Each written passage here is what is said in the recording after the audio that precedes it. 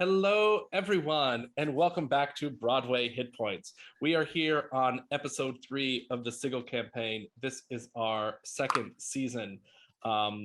We were in the mortuary. When last we met, everyone had come through from Elysium, the portal, and had just encountered a bunch of skeletons in the mortuary. Let us begin, as we always do, with introductions. And we will start with Seth. I am Seth Christenfeld. I play Colker Dirtwood, halfling druid turned were rat slash pizza baron slash drug lord. And we have Sarah. Hey y'all, I'm Sarah Scanlon. I play Zink Gadinka, the gnome artificer, period. And Jamin. Hi, I'm Jamin Nandakumar. I play Herbert Dankhuid, King Herbert Dankhuid, dwarf monk, and also boomerang aficionado. We are missing Bart the Basher this week, but we will, as always, have some mystery guest stars joining us soon. So, when last we met, you had just gone from the Elysium into the mortuary. You took the portal to Elysium and you came through the mortuary, and you came in. You saw a bunch of zombies and skeletons at the other end going crazy. I need us to start this session with a roll for initiative. I literally can't believe we're missing Bart right now. 7. I got a 7 too. Ooh. Lucky number 7. I got 17. Okay. All right. So I think the first thing that's going to happen is Bart is so excited at seeing all of these that he just sort of explodes inside. I think he pees a little bit and he immediately runs away from them, sort of pushing you out of the way. Just he can't contain it. It's like a child when they were just given the most exciting video game. So with Bart running out of the way back to the portal to Judgement City and then sort of disappearing from the map, we now have this room. In the room, what you're looking at, I think, Herb, you're probably in the lead. I think Zink is about 5 feet behind you, and then Kolker is just a few feet behind them. I've sort of named these guys so we can keep them straight in our mind, because this is a zombie skeleton infestation. So in the closest room to you, the room had some chains to the wall where it looked like people were chained up. There's a spiral staircase in the distance. There are a wall to the right and a wall to the left with doors on it. And I think because it's festive, there's a pumpkin there as well. In the undead that you see, there is a zombie who has one eye, another zombie, this one's called Eye Patch. You have another one that has only one hand, that's Southpaw, and another that you can see the flesh sort of rotting away and their skull completely visible where the skull cap would be. Then behind them there are Is that guy called Harry? That one's called Skullcap, but you can call it Harry. I don't know who you mean. Behind them, we have a zombie or a skeleton with no legs. It's just arms, a head, and a spine sort of coming at you. And then another skeleton that has a shield, has an axe, has armor, looks very sort of well equipped. In this, the first thing that's going to happen is that one of the skeletons is going, actually the two skeletons are going to come forward. So the first skeleton comes at you, Herb, since you're there, and it tries to hit you. And let's see, this skeleton gets a 18. That's going to go through your 14 class. And as the skeleton comes in, it is going to hit you with a short sword, doing 5 piercing damage. So it comes in and it just goes right at you. Wow. And then a second one, the one with the one with the axe, the one with no legs, also sort of runs at you. Welcome to the session. And How does the skeleton with no legs run? well, he crawls very fast. He skitters. He skitters. Yeah. But you know. Question: in Yeah. any of these attacks, can I use a key point for patient defense, which is to take the dodge action as a bonus action? No, that would On be my turn- after your action. You'd have to have a reaction. Your only reaction, I think, is deflect missiles. Oh, what is that? You do if someone throws an arrow, you could have a reaction to like Oh, do some airborne. Okay, monkish, I see. Mhm. knock it out Throw of it the air. back. Not applicable in this moment. But you are saved. The one with the axe comes and gets you. The one without legs sort of crawls on the ground, but he can't quite reach up to you, Herb. He's just sort of like trying to claw, but he's just sort of swiping at your legs. And it's your move, Herb. All right. Well, what I'm gonna do is use invisibility, Mm-hmm. and if I can, I would like to remove the sheep meat from my bag to kind of like, and maybe like smear it on my body to try to make me smell like dead flesh, so that they can't see me. I might meld in with the smell, and I can easily evade. Is what I'm gonna ask for. I was wondering where you were going with this. So yes, you're gonna use yes, you're gonna smear it on your body and use invisibility. Yes. Okay, let's see how this invisibility works. So that's because you're shadow touched. Mm-hmm. Oh, yes. You can only use it once per long rest, but you totally. I know. It feels appropriate at this moment. And then, are you moving anywhere? I mean, I don't know how much more my turn can give me, but if I can, like, I don't know, slam up against a wall so that I'm not exactly where they saw me disappear from, that'd be great. Okay, I think you can do that. This is right. going to use an eyelash to turn yourself invisible. So you're going to have to. I'm sure I've got some of those. Just pluck one out.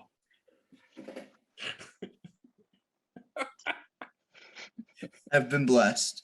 Eventually, you'll do this so many times though that you're completely gone. Okay, Zink, you're next. I gave her that move since he was right there. What you doing, Zink? Okay. Do we know where these do these spiral staircases go up or down? Do we know? The spiral staircase goes up. I think you can see from where you are that the spiral staircase goes up. Okay, and it does. Look, ninja. Does everything I see on the map on the first floor? Yes, you wouldn't necessarily know actually where you are. You had just come through, this portal into this room. You at this point, although you, Sarah, can see a larger map, Zink could only see into this one room with the spiral going up, and Zink would not necessarily know what floor they were on. Okay. Can I is my Arcana high enough that I would know what kind of like defenses these zombies have, like if they're slow or fast or dumb or smart? Well, you do have, I think you have, or no, maybe Keiper has identify. Right? I think Keiper could use identify. I don't think you have it. Okay. No, I do have identify. You could use identify on them to find out more about them. But that would be your turn. That would be an action.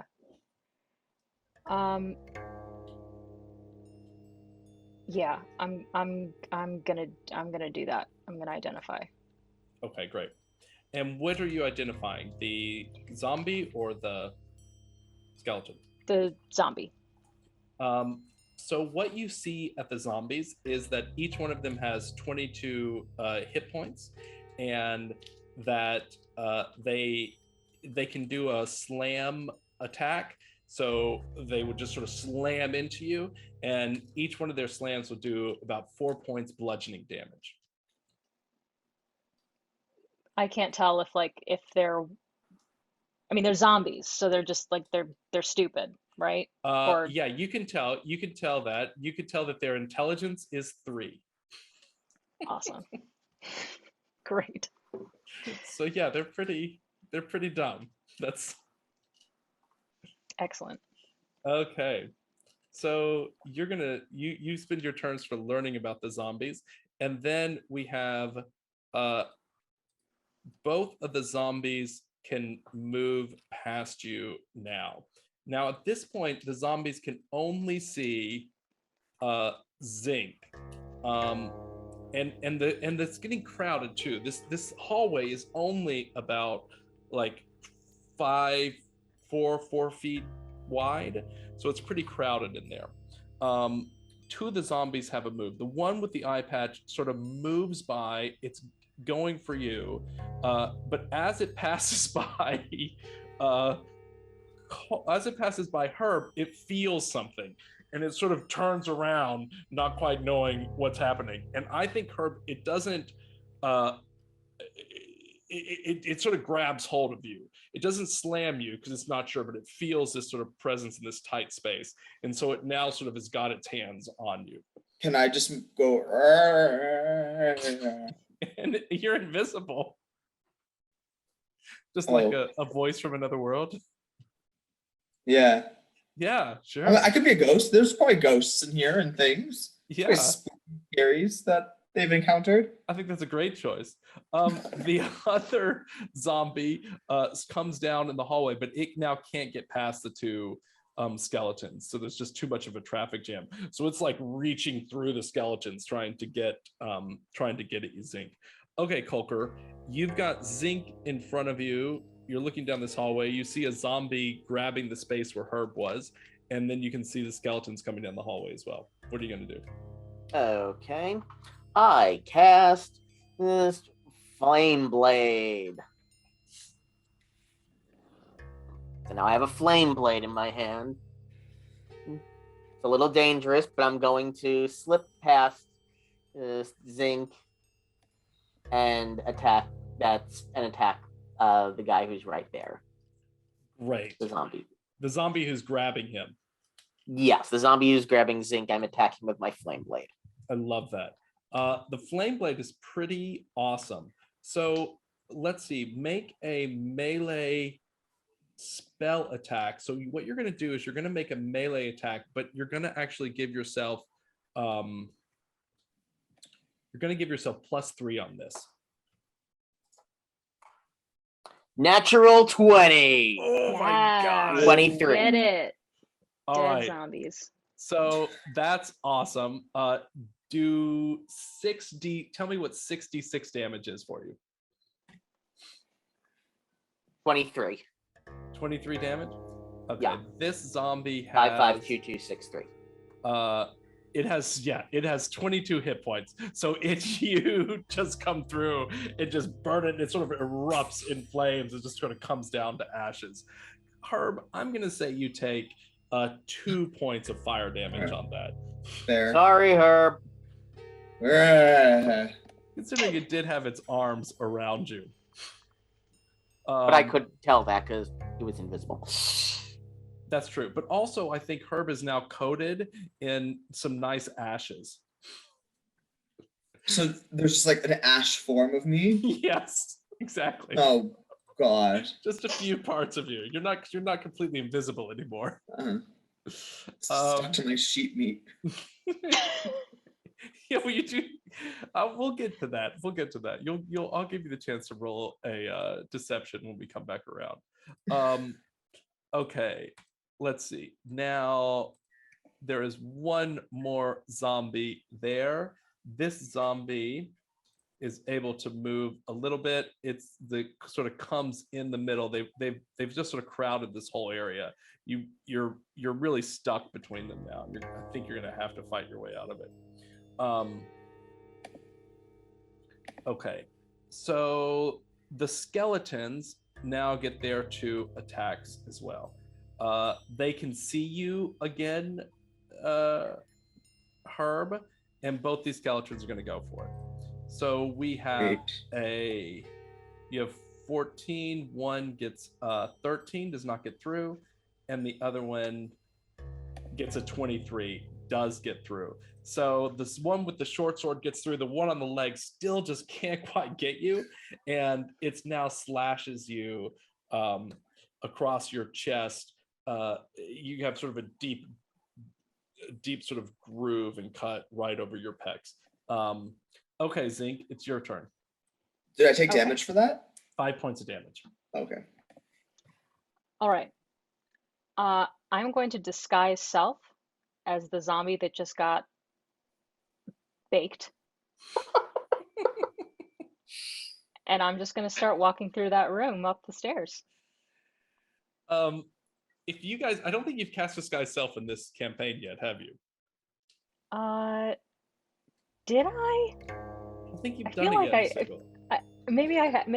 no, didn't I disguised myself as the imp. Oh, that's right. You did disguise yourselves then. Yeah. I'm gonna pretend like this is the first time they've seen it though, because I don't think they've quite gotten the full glory of your new airy armor. So what Zink made while you were gone was this exoskeleton. And when she disguises herself now, the exoskeleton in a very Iron Man, like the great morality play Iron Man, you know. Ironus Menace. Ironus Menace.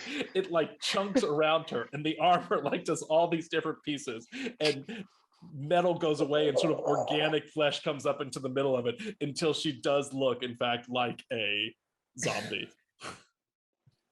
Nice work, although it was a pretty disgusting process. Yeah, what can you say? Does that take my whole turn, or can I start walking through the zombies now? You can do disguise self and walk. Yeah, I think Keiper maybe vomits because it does look very disgusting. Sorry, Keiper. I'll be okay. So you get right to the. I'm gonna say you get sort of right. I don't think you can go past Herb. I think you can get right up to Herb, looking now like the zombie. Let's see if they have a zombie icon. Let's say this means you're zombie. I love it. The zombies now get an attack. They're gonna come at you, Herb, because you're in the front of the line. Surprise. What a great time this has been. Aren't you glad you came through?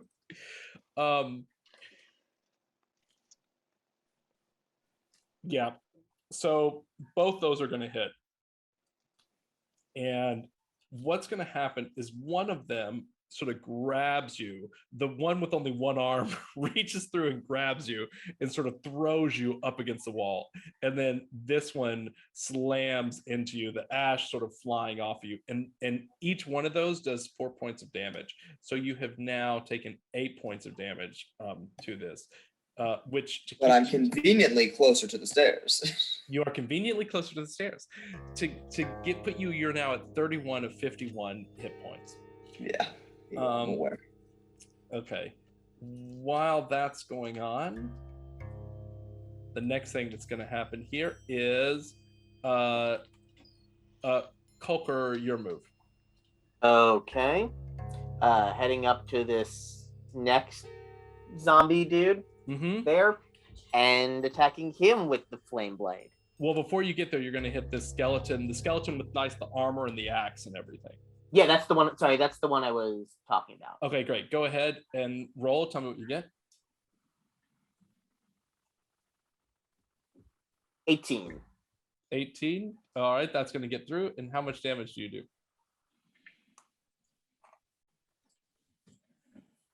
14. 14 damage? Okay, great. Let me see what happens on that.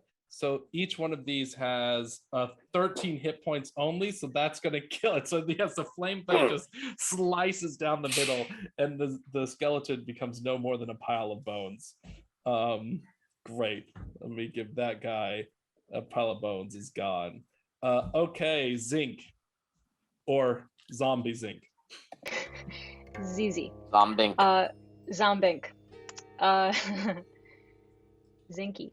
All right. So I'd like to walk through the room, and I want to walk between. Let's see, where's my pointer? Like between Herb and this green zombie right here. So I want to walk through there, and as I walk through, I want to cast Ray of Frost right into that zombie as I continue to walk through. And you're going towards the steps, is that right? Yeah. Okay. You're going toward the steps coming through. As you get in, this zombie, let me see, what's the skeletons? Okay, I need you to roll a deception for me. Woof. 5. Okay. 5. They're pretty stupid. I know. Let's see how they do here. The zombie doesn't notice anything. The skeleton does. And the skeleton gets an opportunity attack as you go through. So the skeleton grabs its short sword and tries to hit you as you go through, but it misses. It just hits that heavy armor, not skin, and it doesn't do any damage to you at all. So tell me what your Ray of Frost does. Okay, so frigid beam of blue-white light streaks towards a creature within range, making a ranged spell attack against the target. On a hit, it takes 1d8 cold damage, and its speed is reduced by 10 feet until the start of your next turn. Okay. Increases by 1d8 when you reach level 5. So it's okay. So I'd be 2d8 cold damage. Yep, it's going to take it. Great. So go ahead and tell me what you get on it. That's 10. All right. You freeze it. The zombie is slowed, and it does reduce its hit points maybe halfway. It looks like you've taken it down. If you knew the identify, so you knew it had 22, and you've taken it down to 10. Great. With 10 left here, so I sort of know what's going on. And am I on the stairs at this point, or am I just like at the bottom of the stairs? You are on the bottom of the stairs, the sort of spiral staircase going up. Yeah. Great. Okay. All right. Let's see who we got now. Oop, let me get that off for a second. And next coming up we have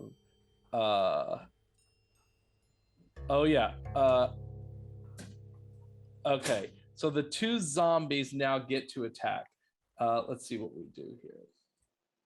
This one's a 10. This one comes at you, Herb. You're still there. It tries to slam, and when it comes at you, it's going to do. Does it get through? Let's see. Yes, it does. Has it been a minute since I've gotten to do anything? Yeah, but it has. But there's a lot of attacks that happen in this. Okay. Oh no, you're right. No, it's your move. You're right. I was like, I feel like I've been slammed around, but I haven't had much time to fight back. You're right. It's your move. Go ahead. And I'm gonna run up those stairs. Let me get out of this. I don't like it here. So you're gonna run up, push Zeke out of the way, and go up the stairs. Yeah. Okay. As you go, the zombie does sort of push you. It gets a one attack, but the other one misses as you go by. Okay. You are able to get 5, 10. You're able to get up the stairs to the sort of second floor here. When you get to the second floor,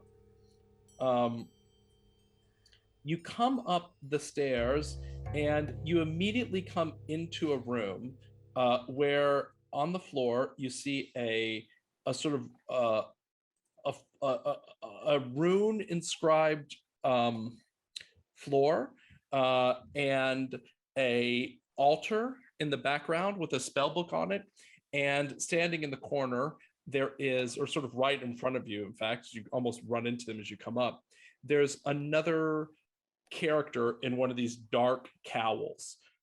just like the person that you saw when you first knocked on the mortuary and opened the door. And the person sort of looks at you shocked. But am I still invisible at this point? Oh, you're right. I'm still invisible, and I believe I got the dust knocked off of me. You did. When they threw you up against the wall, you got the dust knocked off you. So yes, you are invisible. So you see this person at the edge of this rune-inscribed floor, and they have this spell book in front of them, and you can see them sort of studying the spell. They're not chanting anything. They're sort of reading the spell book, studying. Okay. Let's see what that takes us to now. Yes, so the zombie now comes at you. So Zeke, you're gonna get both zombies and one of the skeletons as well. So your armor class now is 18, but one gets a 21, the other zombie gets a 13. Zombies attack their own zombies? Lame. Oh right, you're the and you got the deception. Let me do an intelligence check, see if either one of them gets you past your 5. I could try to deceive them again. I only did one deception. One of them gets you. Okay. One of them sort of realizes something's up, and the other one does not. And the skeleton, I'm gonna roll its intelligence, also realizes something is up.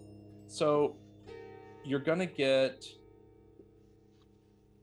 let's see, 5. You're gonna take 9 points of damage on this, which brings you down to 12. But it's your move now, Zink. Okie dokie. I am going to. I'm gonna run up the stairs, but I'm gonna stop. Like, I'm gonna run up, but I don't want to go like. I don't want to like go around the curve because like I know Herb went up there, and so I kind of want to see if I hear anything. But like I'll stay just around the curve. And you'll listen? Yeah. So you go up, you of course don't see her because he's invisible. And I mean, you hear a lot of fighting coming from below you. You don't hear anything above you. Below you, you hear tons of fighting, even what sounds like some sort of bullish moos, I'd say as well, from below. Kulker, what are you gonna do? Okay. I'm going to flame blade this next zombie dude who's right inside there. Great. So they are now all away from you because they're looking at the stairs. So go ahead and roll. 11. 11. Is that gonna get through with your flame blade? No, you miss it. The armor scraps sort of burn off of it, but even with it looking away from me. Oh wait, no, wait, you killed the other one. This is the legless one. Yes, 11 will get through on the legless one. He doesn't have armor and he's looking away from you. So tell me the damage. 13. The skeleton has 13 hit points again. You are just slicing through. Wow. I am a golden god. Why don't you tell us how you killed this one?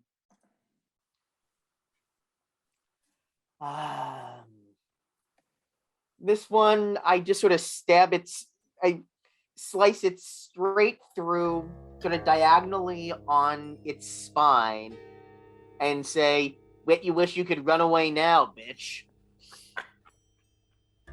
It didn't have legs in the first place. I know. That's awful. I know. This guy's God. A new Kulker we have this week. Okay. We're back at the zombie. We do have it. Yeah, he's in it. We're back at the zombies. So the two zombies, let's see. Yeah, they don't know. They think you're the sort of the danger here. So they step towards you they don't follow up the stairs. You're now pulling all the aggro on them, and both of them are going to try to slam you, Keiper. Let's see how they do on this. So the one zombie, you have a 17 armor class, and one of them gets a 9. That's not going to be enough. And the other one gets a 3. So you just sort of definitely move aside as both of them reach out trying to get you. The one with the skull cap and the other. Okay, Zinc, you are at the top of the steps. It's me or it's Herb? Herb. Well, somewhere I must have gotten off in the initiative because you rolled a 17, you rolled a 17. It should be you. So I'm going to jump back on, and we'll do you, and then Herb will go next. Okay. I am going to come up to the top of the stairs and peek into the room. Okay. You see this necromancer now working on this spell book at an altar. It's a round room. The walls are all sort of obsidian black. They're very smooth. And there's only one exit out of it, which is sort of towards the south, away from you. The altar at one end, stairs in one corner, a wall at the other end, and then sort of a way out. Herb, Can I see what he's reading? No, you're Okay. about 10 feet away. You're not close enough to see what the spellbook says. Okay. But can I, who's invisible, yes, peek around his cloak and see if I can decipher what he's reading? Yes, you can. Let's see. And hope it's a language I understand. I know, that's what I'm rolling to see what it's going to be right now. So Herb, you speak Common, Dwarvish, and Elvish.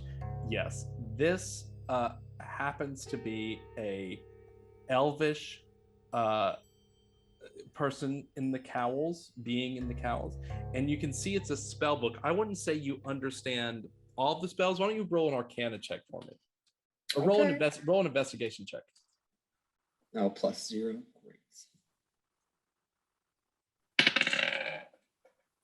That's a 6. No, the only thing you can tell, the only word you can make sense of is necromancy. Okay, which I know what that means. Mm-hmm. I'm gonna is the creature moving at all? Any sort of like physical activity going on? No, it doesn't seem to be casting a spell. It seems to be just studying a spell. Okay. All right. And then is there any there's just something drawn on the ground. There's nothing like physical besides the book and there is an altar at the other side. I'm going to spend some time looking at that altar to remember what is on it. Okay. So you see him sort of reading the book, and then you move over to the altar. What you see at the altar is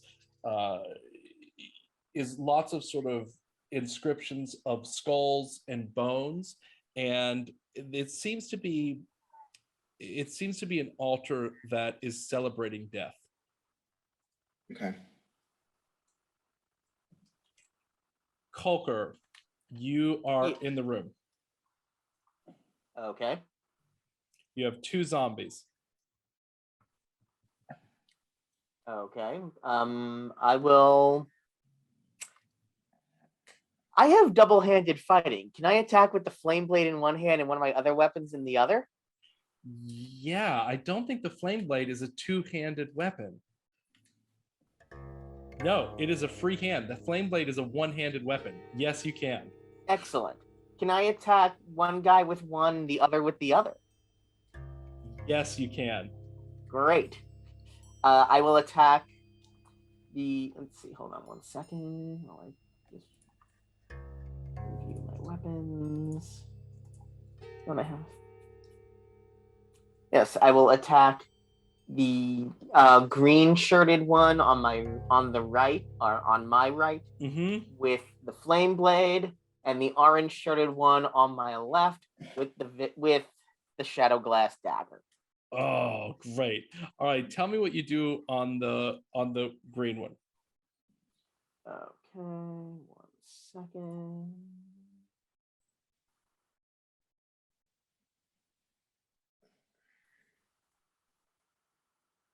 $21. Okay, that's going to get through. And I do 12 points damage. Okay, and what about the other one? And the other one, 20. I roll a 21. That's definitely going to get through. And do 7 points of damage. Okay, with the red one, you're attacking with the flame blade, right? Yes. You catch it on fire. The light seems to go out of its eyes, and it sort of falls down, and then it sort of takes this breath, and it comes back and jumps back up. That's undead fortitude for you. The love of undead fortitude is when they drop to 0 hit points, they can roll a constitution throw to come back with 1 hit point. The other one, you do get the axe. I'd say the axe goes It's right. It's the daggers. Oh, the shadow glass dagger. Yeah. Where do you cut it? I am going for, well, it's a zombie, so I presumably am sort of going for the neck and head area, because attack anywhere else won't do much to it. Right. So that zombie that you go for the neck and head, the shadow glass dagger goes right through. Of course, it doesn't do any damage. It doesn't show any damage. It sort of passes through, and the head just kind of falls off a little bit, hanging by just like a strand, but it's still there.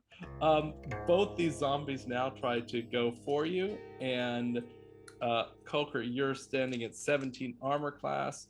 One of them grabs you and throws you across, and then the other one slams into you. So they're both able to get at you, doing 8 points of damage to you. And 8 total or 8 each? 8 total. 8 total, bringing you down to 37. Yep. Okay. And I'm going to say they sort of throw you, same thing. They sort of throw you across the room when it does it, and you're sort of grabbed out. Okay. What's going on with you guys? Zinc. I'm gonna sort of crawl on the ground and look up at this thing and do my best zombie impression. What is your best zombie impression? I'm like me, like I mean, I'm just gonna like that. This is like kind of like clutching, like kind of clutching at my, like as if I'm dying again. Okay, great. Roll another deception. Actually, why don't you roll a performance check on this? I think this is an acting job. 17. Wow. Your audition for Walking Dead was successful. Yes. You're a day player in this week's episode. Yes. Love it. And how far away are you trying to get from them? Well, I think I want to get like pretty close up to this altar, so So you're going up to the altar too. Yeah. I mean, I assume this guy is gonna see me. Yes. Unless he doesn't. No, he does. As it goes up, you can see that the elven necromancer sort of puts down from the book and looks at you and says, "Oh, sweet, sweet death, I don't recognize you. Oh, you must be from below the catacombs. Here, let me lead you back down." And he slowly tries to like get your arms and turn you back towards the steps. Am I very heavy because of my springy knees? You are very heavy, yes. Okay, I'm gonna go even more limp. Okay. What are you doing during this, Herb? Laughing to myself. And also, okay. So I'm gonna take a little bit. So while all this distraction is happening, I'm gonna take a little bit of my water pouch thing and see if, like, on one of the corners of this the pentagram looking thing on the ground, if I can, like, just scrub out a line to disrupt whatever was happening. Just a very, like, non-invasive, but like. Yeah, I like that. I'm gonna say yes. So what you're gonna do is you're gonna realize it was blood, and it's sort of dried blood cake that comes up from it. And you do. How much are you trying to clean up? I think you just truly, like, I just want to break the line like that much. I don't want it to be noticeable. I just want it to be like not a continuous circle around it. You're able to do that. You're able to do that. And then I'm going to waltz out of this room. And go which way? I think I can just go south, right? Yeah. So when you go south, what you're going to see is over to the right. You see a table. It looks kind of like an operating table, and there's blood all over it, and there's sort of straps to strap creatures down upon it. That's heading to your left, and then heading to your right is a hallway. These are thick walls. They're about 10 feet high with big, thick, large sort of, 2 foot by 3 foot bricks in them. I'm going to go over to this strappy thing. And then I'm going to use my little pointy dagger or my boomerang and cut the straps off. Yeah. And I guess I'll pocket them. I could use some. I'm out of rope, so I might as well have some. Yeah, they're sort of muslin straps. Each one's about 2.5 feet long. There's 4 of them, 2 at the front, 2 at the back. Now I've got a 10-foot thing if I tie it together. Yeah. All right. So and they can't strap anyone down. They can't strap anyone down. So you've done that. Kulker, you have the 2 zombies still, and you have your flame blade. They've sort of thrown you up against a wall, and you have your shadow glass dagger. What are you gonna do? Yes. So now that I've been turned around, I guess I will flame blade the orange one and shadow glass dagger the green one. Okay, go ahead. Tell me what you get. Okay, shadow glass dagger. I roll a 12. And flame blade. I roll an 8. They both get through. They've only got an armor class of 8. Okay, so flame blade does 11 points. And I have to keep going back and forth. And shadow glass daggers do 5 points. Okay. Both of them, the shadow glass dagger was on the one you had flame bladed previously, correct? Right. Yeah. And the flame blade is on the one I shadow glass daggered previously. So the one with undead fortitude that came back, that one is now destroyed. The shadow glass dagger cuts right through it. It was only had 1 hit point left, and the other one you also are able to destroy. As soon as you do that, you see the wall behind you sort of knocks down, and there's a giant ogre skeleton. This ogre skeleton is being attacked by 2 ox-headed Gozu-Oni. And with that, we are able to meet our mystery guest stars today. Let me make sure I have the right one. And hello! Hello! This is Alex and Micheal, who are joining us today as our guest stars. They run the amazing Dungeons & Dragons musical podcast, Mythic Thunderlute, and they're here as the Gozu-Oni. Why don't you describe your characters, what Seth sees. Great. Well, I'm Nata Oni. I'm one of the kindest, most lawful, good Oni that you will ever meet.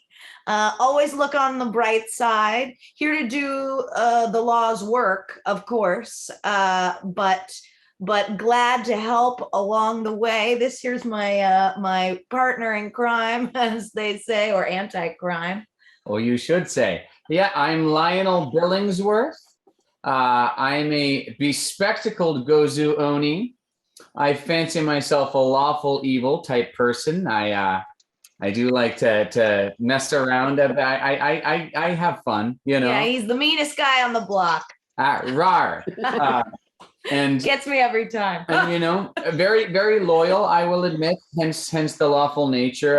Very, very loyal to my boss, and little under duress right now, but gonna figure it out. Yeah, just saw our boss get chomped, get hit. We'll figure it out. We'll figure it out. Not sure what's going on with him. Got to find him pretty quick. Not sure what to do without that guy. So, yeah. Are you guys saying all this while you're fighting this ogre skeleton?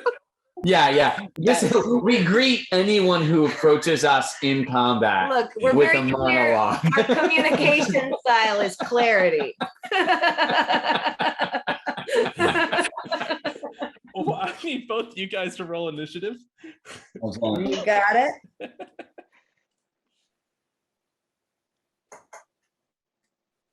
Woo! I nat 20, so that's a 21 for me. I got a 13.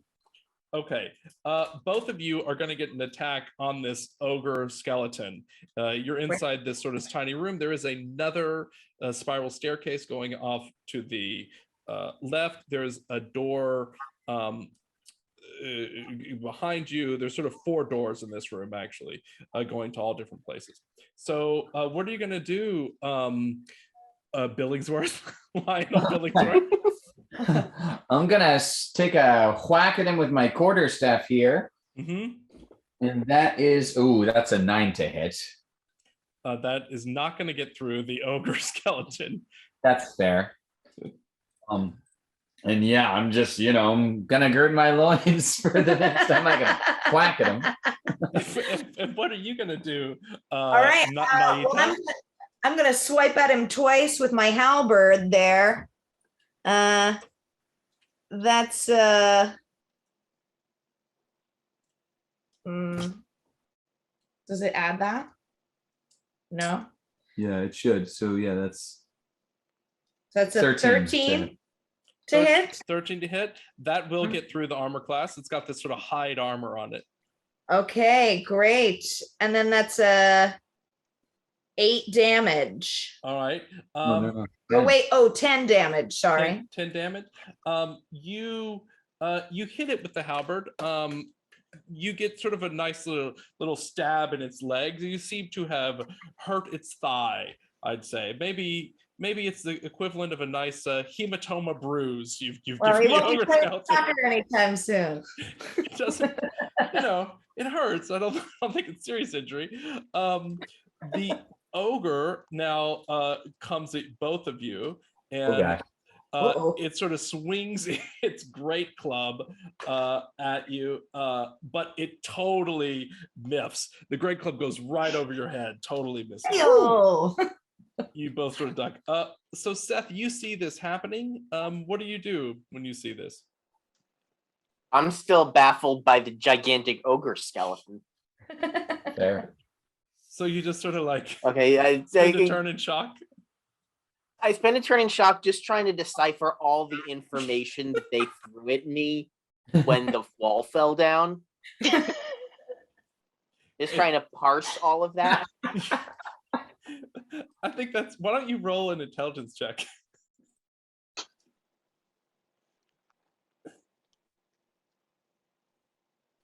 Nine. Yeah, it's a lot. It's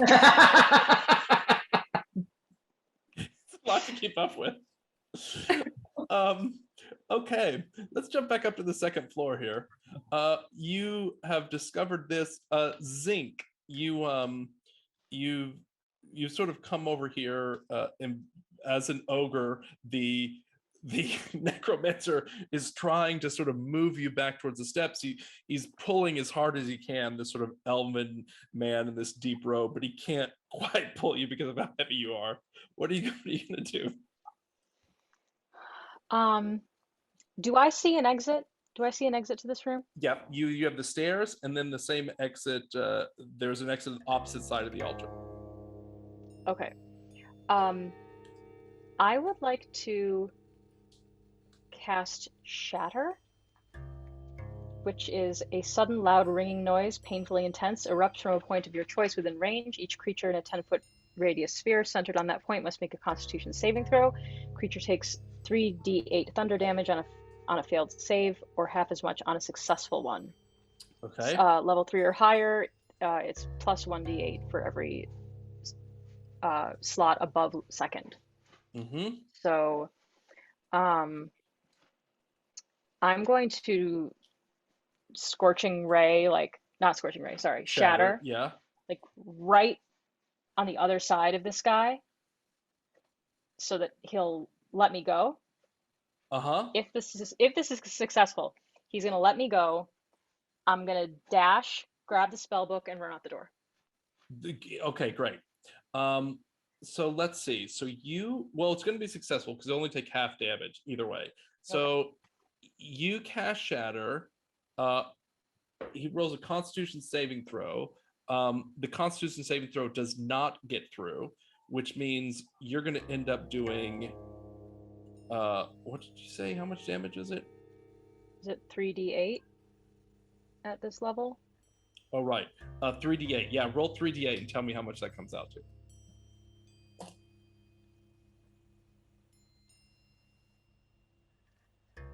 All right, 10.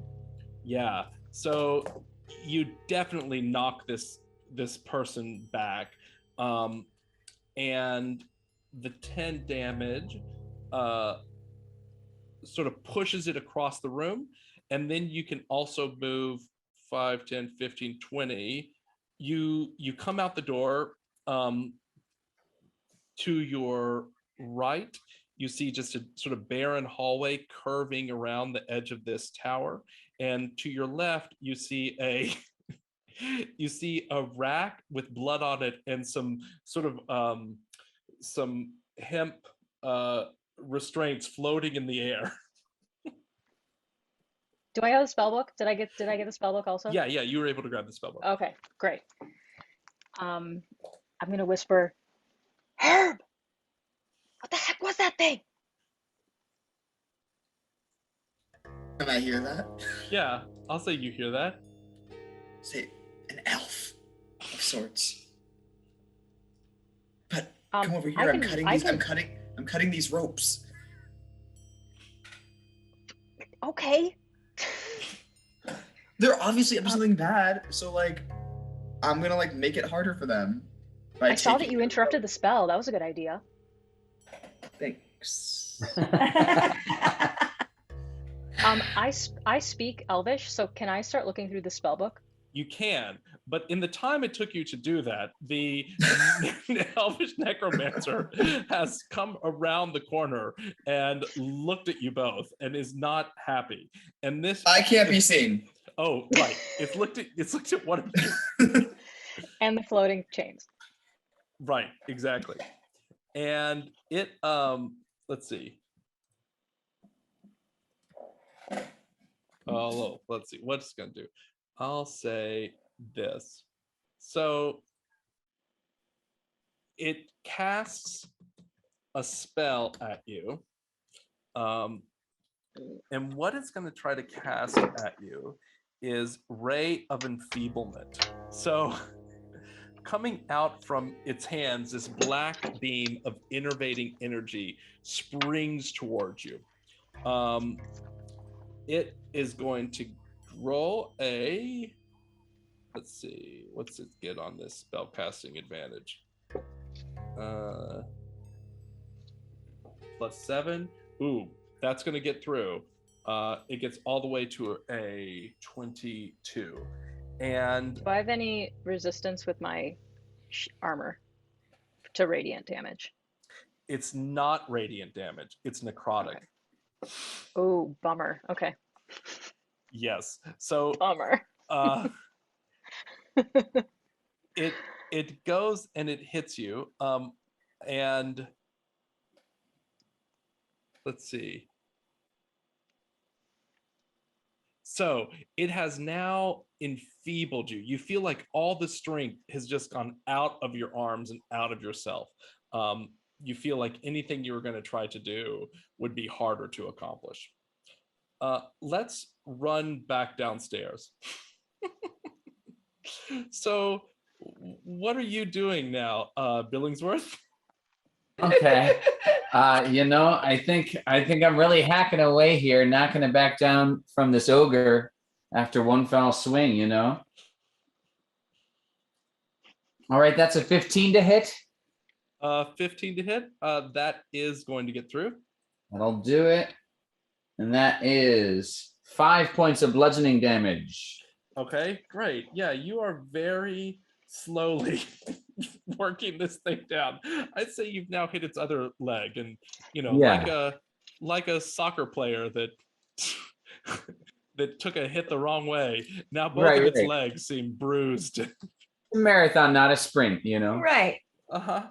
And Naida, what are you doing to this giant? Great. So I'm gonna use Giant's Might as my bonus action. Which is going to give me an extra 1d6 damage if I hit. And I'm going to hit him again. I'm going to hit him twice again with my halberd.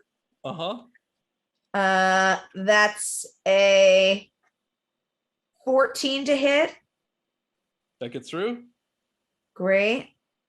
So then that's 6 points. 6 plus.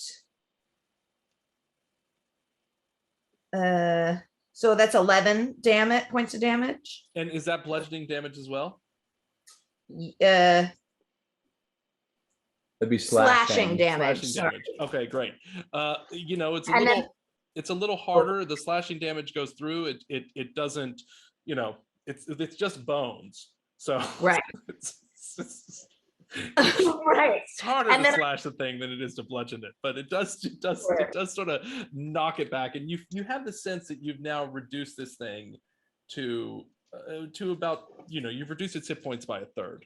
Okay, well, I get another hit because I get two attacks per action. Go ahead. That was an 18 to hit. That gets through. And then 4 plus. That's another 4 plus. Oh yeah, 8. 14 total. So 14 total. Oh, that is a nice one. You do that seems to actually knock it back strongly. You've now like hit it back, and that takes it way below 50%. But what I tell you, Lionel. Got him. It still tries to swing its great club back again. This time it's going to get through, and it just knocks right into you, Naida, doing a massive 13 points of damage. And it just sort of like clubs you right upside your ox head. So I think one of your horns gets sort of bent a little bit. I'll fix it later. Seth, you're watching all this. You're processing the information, which is a lot. How are you going to deal with it? Billingsworth, give me a boost. Okay. So, with luck, I use I have Billingsworth because I'm small and they're fairly large, I presume. Billingsworth gives me a boost, and I fly towards the ogre skeleton's head and slash at it with the flame blade. Do you want to do like a sword in the stone, like just straight down inside the? I was thinking more of like a flying slash type of thing. Like a crouching tiger, hidden dragon move. Yeah, we'll go with that. Sure. Yes. Okay. Crouching halfling, hidden flame blade. There's a lot going on here. Why don't you first roll a dexterity on this Kulker? I'm going to give this a DC 11. Okay, 15. Okay, why don't you, Billingsworth, roll an athletics check? I'm going to make it a little harder for you. I think I'm going to give it a DC 13.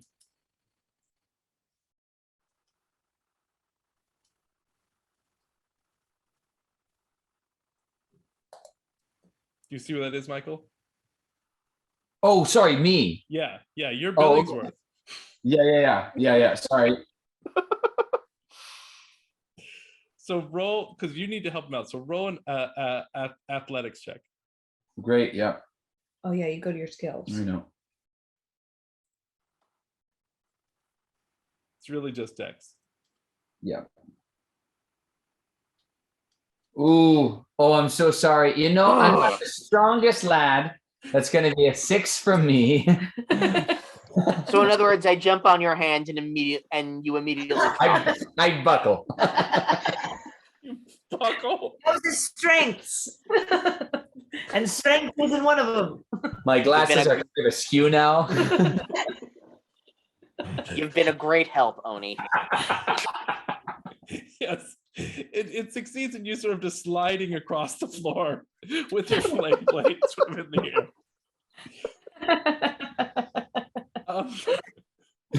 Okay, let's jump back upstairs. So now, Zinc, what are you going to do as an enfeebled zombie gnome? I'm going to yell in Elvish, I'm in disguise. I mean no harm. Okay. Roll a charisma check. As a zombie, I suppose. This is going to be a With my hot charisma. Yeah. 17. Okay. I'm not going to tell you whether you made it or not. I'm going to say it was a high bar to clear because you have already shattered it. So it's tough to say I mean I no was just harm trying to escape. after you sort of like punch somebody. Don't worry, I won't hurt you. I'm in disguise, sorry. Jamin, invisible Jamin, invisible. Have I gotten a good sense of like what the eyes of this elf thing looks? Are they like real eyes or are they? This seems to be a living elf. Yes. It's a more okay. Mm-hmm. So I'm going to walk up, invisible, mm-hmm. to the thing. Mm-hmm. Take my pointy edge of my dagger and do like a very I'm gonna get up right up. I mean, you might see the dagger when it shows, you're but invisible, I'm gonna get right up to its face. Yeah. And slash it from here to here. Ooh. You're just gonna slash right through its eyes. I really just want to like dig into an eyeball and go to the other side and blind it. Yeah. Okay, great. Go ahead and roll it to hit on that. Okay. And I'll let you roll with advantage. Natural 20, so 27. Yeah. Great. And tell me how much damage you do. Okay. No, I thought that was enough. Well, I do. I just want to know. I want to see. Oh, wait, 1d4 plus 12. Oh, right, I'm using my new dice, so I'm getting used to doing this. 3 plus 12, 15. 15? Yeah. Okay, great. Yes, you successfully blind it, and it sort of falls to the ground as the white ocular fluid bursts out onto you. You can now be seen a little bit because you've got ocular goo on your invisible face, and it sticks in your beard, because it's so thick. And I'm gonna actually. I think I need. It's a concentration thing. Just swiping it. Mm-hmm. Take away my concentration, or is that only spell casting that would break it? My invisibility. Oh. Not to rat myself out, but I think it probably would. Yes, you're right. I think when you do it, you can be seen. Okay. And then can't now. Can I Yes, you can. Zink makes a good point. You would be able to be seen had you not have just destroyed his eyes. Yes. Good. Phew. I'm like wondering if there's a. No, I think if I use flurry of blows, that has to be like a hit. I can't use that to like do an action, right? Is that a bonus action? It would be a key point, but I don't want to attack it. I want to like do an action to it that's not involving. You could use flurry of blows as a bonus action. Okay. It would cost a key point, but you could also do flurry of blows. I'm gonna do that, but I'm gonna take what would be my hands fighting it, but taking that muslin that I just had in my hand, I just took, and running behind and tying its hands. You're going to use flurry of blows to bind it. To bind it. Okay, great. Great. You successfully do that, and he says, with blood now pouring down, starting to come out, the fluid god, his hands bound behind you. He looks up and said, "You said you meant no harm." It wasn't me. I didn't say that. She didn't harm you. Wow. All right, let's jump back down to the first floor for a second. This person is screaming pretty loud, by the way, which is maybe should be pointed out, even though there's a lot of battle going on. Okay, Lionel, your friend, your brand new halfling friend is on the ground with a flame blade from where you failed this return to your high school athleticism. Sorry about that. Is he prone right now? Do I need to? He's okay.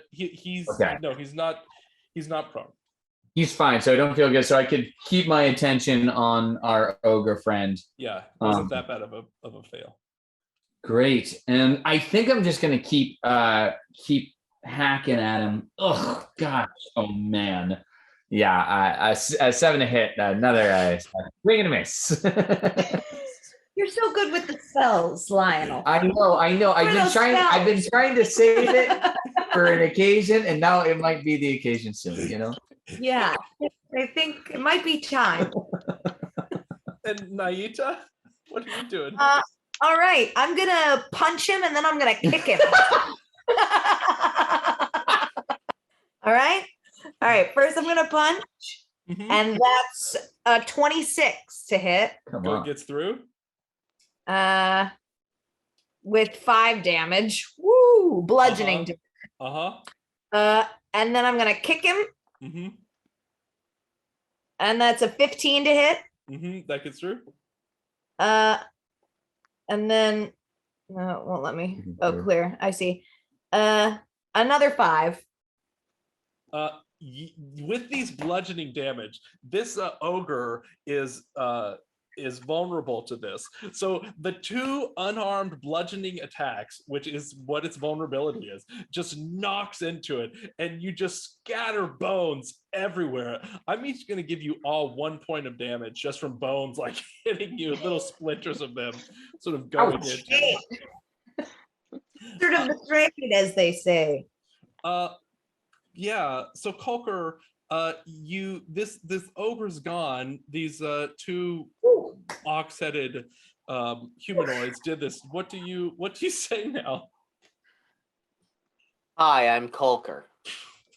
Hiya, Kolker. Hiya, Kolk. We have had a day. Oof, you wouldn't believe it.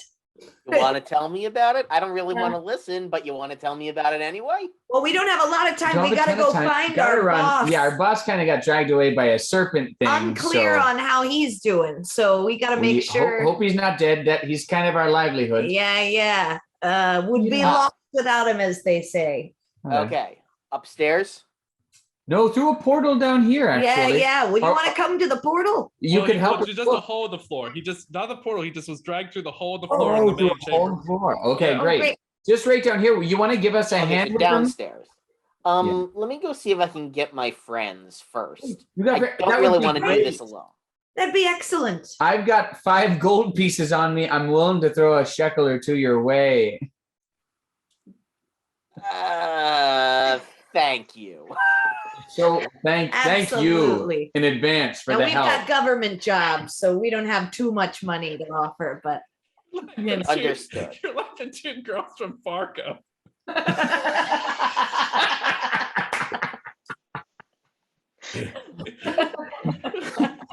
Yeah, the funny looking one.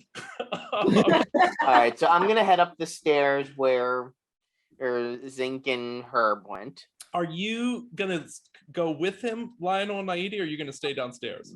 I think I'm gonna look down this hole. Yeah, we're and gonna see if we call can- down and see if see if our boss answers. Okay, you walk back into the room, and as you walk into the room, you see that there are 2 more zombies. Actually 3 more zombies in the room. One of which looks sort of poisoned. Another sort of person in cowls, as well as sort of a floating white. Huh. How do we feel about the person in cowls? Is that a friend or a foe? He seems to be chanting. I would say you guys would know that the people in cowls are dustmen. They belong to the faction which believes in true death. You would know this because you're always traveling back and forth through this area. So you would know that they all resent the afterlife, that they resent people being reborn, and they sort of strive for death that is eternal and imminent. Right there. Look, there's something to that, you know? Hey, I'm just saying that puts me out of a job. Hey, no judgment. Does it look like he means us any harm? I would say he's sort of chanting, and all of the creatures in the room have turned towards you and looking like they're going to attack you. Yes. Word. Lovely. Hey. Shouldn't be a problem. Let's jump upstairs for a second now that you've been abandoned to this fate. Let's see what happens. Get you up here, Kulker. So, Kulker, you come up the steps right into the room, and Zink, what are you gonna do now? King Herb has moved behind this elven blinded dustman necromancer. I'm going to ask him who he is, what is he doing, and how do we stop these zombies from attacking us? Okay. Roll and are you trying to charm him or intimidate him as you ask this? Would I know anything about this guy, like these guys at all with my arcana, or no? No, because you guys are not outwarders. You're from the prime material plane. Right. So right. This whole Sigil world is new to you. Okay. I think I'm trying to charm him. I think I'm trying to be like good cop here. Yes. Because bad cop just bad copped him. Yes. The old you blind him with a dagger and then I'll come in and charm them. Why don't you roll the old 1-2. The old 1-2. 20. Okay. This sort of crying blood elven says, I just joined this. I'm only new to the faction. I was learning my spells, but I don't know anything except that they warned me that if I wanted to actually experience death, I would have to become undead. If not undead, my soul would go somewhere and people would judge me and they'd send me to an afterlife not of my choosing. It sounds terrible. But now I'll never learn spells because I can't read my book. Oh no. Yeah. There are lots of ways to learn spells, sir. There are lots of ways to learn spells. You can have the book read itself to you. There's plenty of blind wizards. I mean, they're really old, most of them. They can't read for shit. You just gotta gotta get one of your friends to make the book so it can read itself. That's all. You'll be fine, little guy. And I pat him on the side. You know, you seem to have helped. He wipes away some of the bloody tears from his face, you know, just kind of pleased by this. But and what are you doing, Herb? You're next here.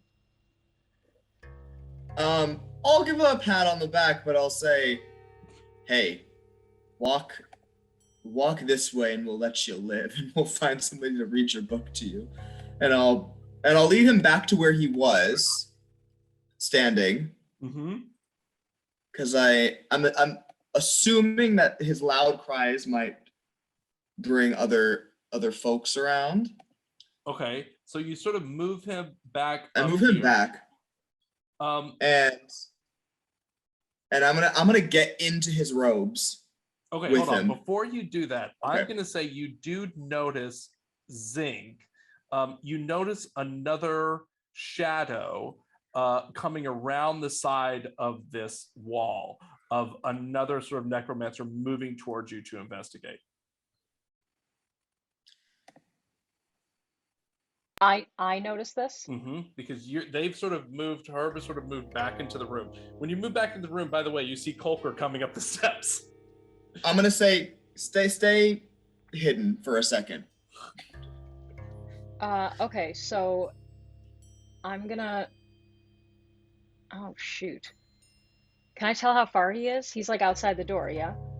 No, he's a little further. Well, you can't quite tell because it's a shadow coming. But I would say you have the idea that it's about 25 feet, and that in about 5 more feet, in just another second, they're going to round the corner and see you. Is there a door? There are no doors here. I can't build a door in 10 seconds, can I? I don't see how you would build. How would you do that? I don't know. I'm wondering if like any of my artificer skills can like take stones off the ground and just. But I think that probably would take more than the time I have. I would say you could abandon your armor. Nah, can't abandon my armor. Your armor could Iron Man itself into a shield you can walk away from. Yeah, nah. I think I'm gonna run into that other room. I'm gonna like say, "There's another one coming," and I'm gonna duck behind the altar. Okay, you run in. You say, "There's another one coming." You duck behind the altar. What do you do now, Herb? So now I place the dude where he was. I'm gonna get into the robes. Mm-hmm. And say, "I've got my pointy boomerangs aimed at your gut." So what's he wearing? He's wearing a cowl, no? Oh, you're getting into his robes? I'm like under his legs. Oh, you're getting in. I'm like hiding within him with my boomerang like above me saying, "I've got it pointed at your gut." Tell your friend you saw a rat and that scared you. Oh, I love this. And just pretend like you're doing what you're doing. This is like it's like Tartuffe with the husband under the table. You're just I feel like I've showed my power enough for him to do what I say. Mm-hmm. And where's your little dagger pointing at? So like I'm like kind of like in between his legs, and I've got it like this, so it's aiming at like his like lower, like so I could just like gut him if I wanted to. Okay. So just like a pull down. Vivisect. What are you doing during this, Keiper? Guys. I said shut up. Okay. You in the stairwell, Keiper? There are some strange people downstairs. They have ox heads. There's no time for this. What am I missing? Okay. First of all, why don't you, Zinc, and Herbert roll a deception? I just want to say, I think I'm pretty well hidden in his shroud, but 17. 19 plus 1, so 20. Okay. You are a nice stout dwarf. Now an elf is tall, so it would look like he's just got a very wide stance. Maybe I'm standing like sideways, like like he's in a deep so they can't second position plie. Yeah. For some reason. I'm in a full second. I'm sideways. Trying to okay. And I also need you to Jamin, I also need you to roll an intimidation check. Oh, I'm pretty intimidating actually. 18 plus 4, 22. Okay. Okay. Can I whisper up to this guy? Tell your friend to leave and we'll help you. No, I don't think you I can. think I've said that sort of sentiment to him, but in a more violent way. Violent. This guy is facing away from the opening when it comes in. So another necromancer comes around the other side, or another dustman really comes around the other side. And as he comes around, he says, "Lavera, I heard screaming. What was it?" You would notice that this necromancer has these sort of serrated ears and this sort of very thin, long face. It's a creature you've never seen before. And I'm just gonna dig my boomerang just a little deeper into the gut at this moment. Not quite piercing, but just pressuring enough. Okay, so I'm gonna roll a performance for Lavera with disadvantage here because of course he just had his eyes cut out not but a minute ago. Okay, so he says, "Oh yes, Sir Crevera, the Reaper. I was just sitting here reading my spell book, and I got it was so exciting that I yelled." But unfortunately, while he's saying this, he turns towards Crevera, and Crevera sees that his eyes are going, goes, "Good God, man! What has happened to you?" And poor Lavera falls over you, Herbert, revealing you from within. A 22 deception gets that. No, you could not be seen. He rolled a critical failure. He rolled a 1 on performance. So, Zinc, you gonna have the first move in this new situation. When you jumped behind the altar, what you found yourself in was a sort of storage, unused closet room that is basically in the middle. There are 4 walls around you. It's about 5 feet by 5 feet, and there was a little opening where the altar was. So there's no way out but going. You jumped over the altar. There's no way out but going back over the altar again. What are you gonna do? Okay. I'm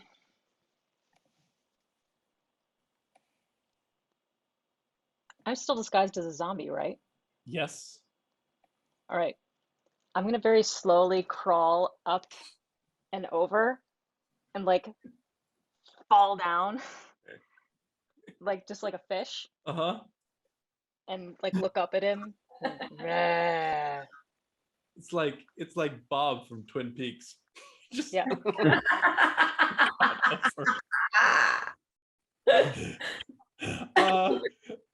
Roll a performance on that. 12. Okay. Yes, Crivera goes at you and just sort of seems surprised that there was a zombie back there, but doesn't look too upset about it. Now that he's seen you, you're going to have an element of surprise. Herb, what are you going to do? God.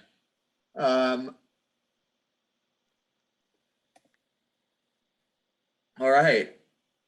I guess the time is now, and I shall.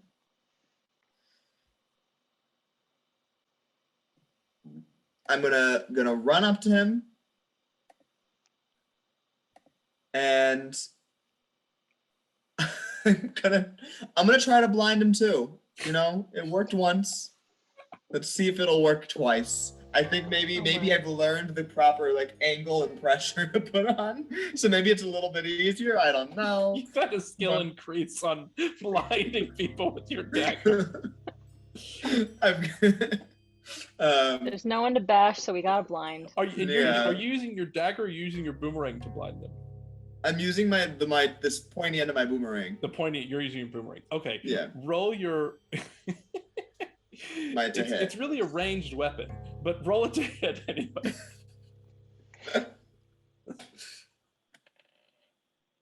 That is an 18 plus 7, so that's 25. That gets through. And how much damage do you do?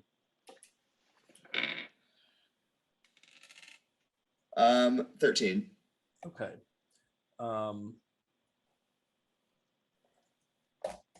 Okay. Keiper, what are you doing? Yes. I think I'm just kind of hiding in the stairwell because I am completely lost as to what's going on with these guys. So you're just hanging out there. Yeah, I'm just kind of hanging out, watching, eating some popcorn. Where did I get popcorn? I love it. Those are bones. Those are ogre bones. Okay, so I'm eating some pop bone. All right, let's jump back down here to this fight for a second. What is the first thing you're gonna do, Lionel Billingsworth? Well, as soon as I feel threatened, I'm gonna first try to do a little bonus action here. I'm gonna move my quarterstaff around to try to like kind of impress and intimidate them. Mm-hmm. So they know this guy's not messing around, you know? Ooh, he's scaring me. Can I roll for like a little intimidate check? Sure. Roll an intimidation. Doing a great job. Okay, that's a solid 11. Okay, good. 11 in heaven. That's what I always say. Gauging the room, they seem not very intimidated, I'm assuming. Okay. And what are you and then you still have an action. Yeah, and then I'm going to cast Vampiric Touch. Okay. On who? Well, so I cast it on myself, and then for the next minute, I'm able to hit some necrotic damage on whoever I hit and gain hit points from them when I make contact. Okay, great. So yeah, it's a concentration, right? Yeah, it is, but you can cast it, yeah. But you can go ahead and use it to attack someone too right now. And I will. So I guess I'll just swing at the closest thing to me, which is one of the zombies. Mm-hmm. Great.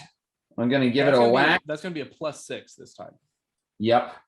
So that's a 17 to hit. That goes through. Great.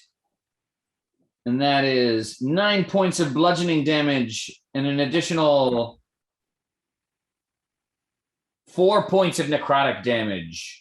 Okay, great. You're doing 13 on that? Great. Now, this... Okay, yeah. Huh. I would think that zombies were immune to necrotic damage, but looking at my notes here, no, doesn't say they are. On the totem pole, baby. I knew you could do it. Thanks. Sort of surprising. All right, so this guy This sort of nasty looking one is there, and you're right next to a zombie too, Naida. What are you gonna do?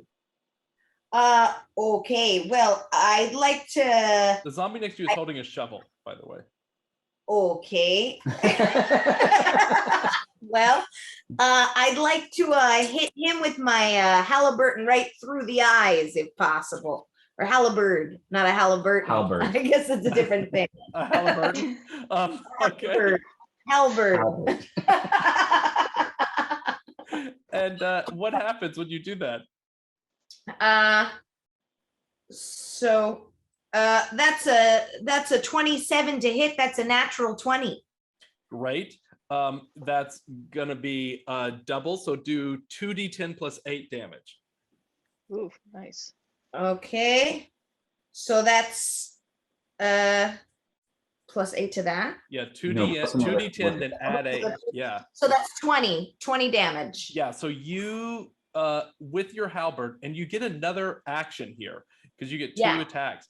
But with your halberd, you just like stab it right through, and as you pull it out, this zombie, his like spine comes with it, and its head rolls off, and it sort of falls to the ground. Nice. And All right. You one Now shot. I'm gonna shoot my crossbow at one of the conjuring guys. One of the guys who is conjuring. Okay, there's only one living person. Okay, so at that conjuring guy. Okay, great. Oh, not great. That's an 8 to hit. Okay, that does not get through. Yes. Well, you can't win them all, you know. Hey, Hey. nice try, sharpshooter. Hey, thanks. Okay, now they are all gonna attack you guys down here. Let's see what happens on this lovely little thing. So what you're looking at here is you've got a zombie, a skeleton, a wight, and a necromancer that are going to come at you. Let's do the zombie and the skeleton are going for Lionel because they're right next to you. There. The zombie comes at you, Lionel, and it rolls a 10. That's not going to get through. The skeleton tries to get at you as well, and the skeleton comes at you with its short sword. It rolls a 10. That is also not going to get through. Now the wight across from you sort of flies at you, grabs you, and this does get through. And as it grabs you in like a Harry Potter torment your way, starts draining your life away. Lionel! I need you to roll a Constitution saving throw. Oh, you got it. Okay. And that is a nat 20. Great. So it tries to do this. It was a nat 20. Mm-hmm. You completely turn your head away and you resist it. It doesn't get you at all. Now the human, the necromancer, in a let's see here.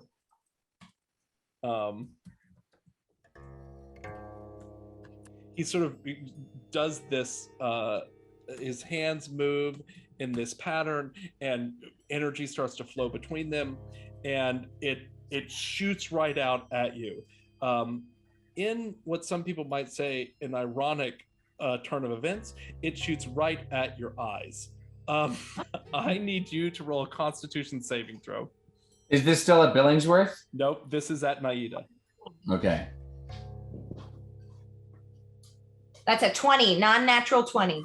Woo! You move away and you sense that they were trying to blind you. And you came this close to being blinded. This is the Oedipus episode. That's very helpful. This is the Oedipus King Lear episode. This one's called the Oedipus Hex. Yeah, there you go. Nice. Let's run back upstairs where Billingsworth loves to now we have a second necromancer, and this second Who is necromancer. blinded? No. The one is blinded. The other one is not. Oh hell. Oh hell, indeed. Wait, the one that I just slashed its eyes? You didn't succeed. You Didn't failed. I get like a? No, you. I got. Oh, you 20 did. something. Did you get through? Necromancer. Oh no, I you think I did rolled 13 points of damage. You're right. You did 13 Okay. points of damage, but you did not succeed in slashing its eyes. You did Oh. not succeed in blinding it. You did. Okay. You did hurt it, but you did not succeed in blinding it. This person reaches out to touch you, and it rolls on. I need you to roll a Constitution saving throw. All right. 19. 19. All right. 19. 16 plus 3. It is also doing a necrotic touch, a vampiric touch on you, but you are only taking 6 points of damage on that. All right. Okay, Zinc, what are you doing as the zombie on the floor? God. How close am I to this guy? You're about, well, there's one who's just crying in the corner who's been blinded. Yeah. And you're about 5 feet away. And then there's the one who's got its hand trying to suck Herb's energy out of him. And that's about 15 feet away. Okay, so I'm not like super close to that guy. Mm-mm.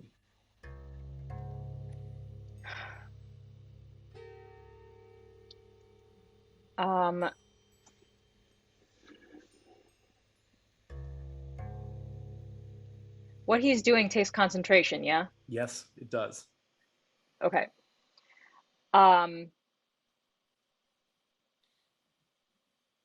Could he see me if I very discreetly cast grease?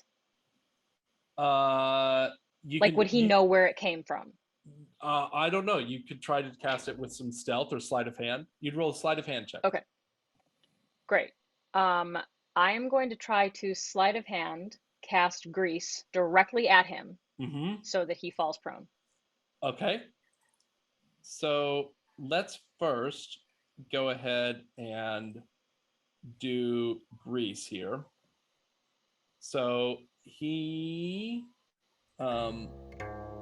grease covers the ground in a 10-foot square right around him, and he succeeds on the dexterity saving throw. He does not fall prone, but Okay. I do need you to roll a sleight of hand now and see if he sees it. 11. Okay. Okay. Herb, what are you gonna do? Well, I'm gonna reach right back at him and inflict wounds,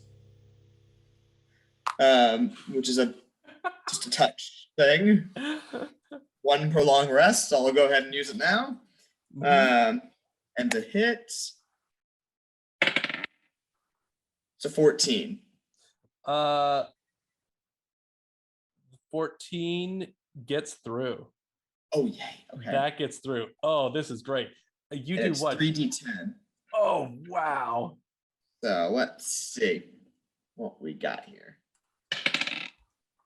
3 plus 2, 5. Plus 4, that's 9. A whole 9 points of damage. 9 points of damage? Okay. Yeah. Then there is still grease around as well, by the way. So Okay. I don't think I've moved my feet. I think I've just reached out and touched him. got it. I've got my doggy. Cosmo. I'm showing him because my son says it increases viewership. If you really want to increase subs, wrong. he says put an animal in your videos. He is correct. Okay. It's yours. It's yours, Kolker. All right. I guess I should probably go and attack one of these guys, shouldn't I? Well, you have lots of You could go back down the Except for stairs. the one attacking me. Yeah, but if I go back down the stairs, I'll get embroiled in a conversation with the with the Onis again. So I have I a lot of will. information to impart. They do, and I don't want to hear any of it.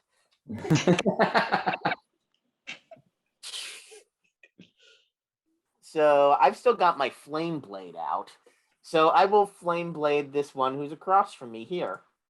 The one on the floor? The one furthest to the right. Yeah, that is the one who is blinded, has blood rolling down it, and whose hands have been tied behind its back. Oh. So I am a horrible person. So go ahead and tell me what your to hit is with advantage. Really? Should I not be attacking this one, guys? I think it's too late. I think it's too late.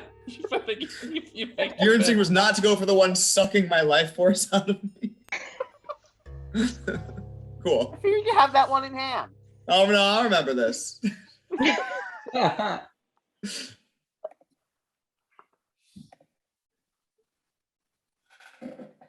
12.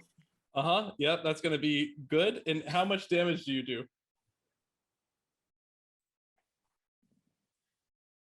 9. And where do you hit it? Straight in the face. Yeah, and it goes right through its head. That flame blade goes right through it, sort of into the wall, and its entire head sort of comes on fire.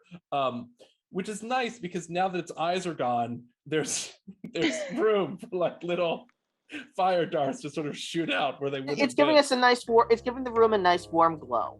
It is. You've brightened up the place, you might say. Yes, exactly. I'm just doing a little redecorating. We're all going to hell when the demons judge us. Well, we don't. These could be very evil people. Are you sure we aren't already there? I think Keiper made his bed that he's going to hell a long time ago. Lionel, let's jump back downstairs to this fight that is going on between you. How you doing, Lionel? I'm good. So yeah, I feel like I'm gonna want to try to get this guy right in front of me. I think I'm probably most intimidated by the white that just kind of flew at me. Yeah. So gosh, I've been trying to get my that little thingy back. I don't know how to do that. So I'll just roll. Mm-hmm.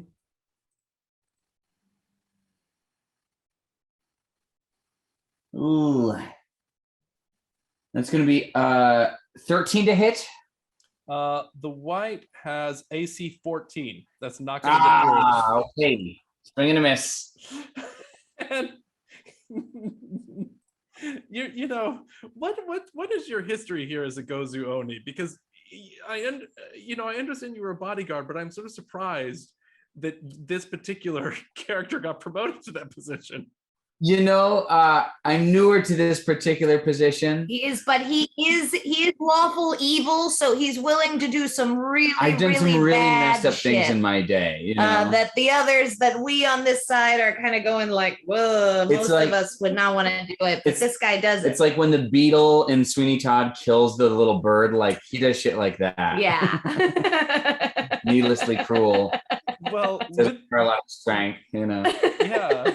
Yeah, with your rolls, it seems like killing a canary is about the extent of it. Peevishly evil. Really in my wheelhouse. Very worktail.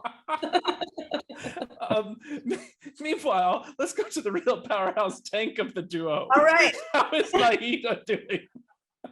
Yeah. Okay. So what else we've got a zombie? Well, you've right? killed one zombie. Now the white is sort of trying to drain the life from Lionel Billingsworth, right. And that's right in front of you. Right. There's another zombie and a skeleton, and then there's a chanting dustman that you tried to hit with a bow and arrow across the hole in the floor where your boss disappeared. So, like, can a white just take a hit? Like, if I just hit him with something, they're like not just like won't just go straight through them. I would say that you know a lot about this, and that is a very good question. No, it is resistant, not immune but it is resistant to any non-magical attacks that aren't from silver weapons. That are from silver weapons? That are not. So it That has are to be a not silver from weapon. Otherwise, it's going to be resistant to it. So anything you're doing. My halberd, is my halberd silver? Your halberd is not silver. Great. I specifically mentioned it probably. Oh yeah. Okay. Well, I don't really have anything that's gonna get that guy. So he's just gonna have to deal with him himself because I can't help him. So I'm gonna try to deal with these other guys again.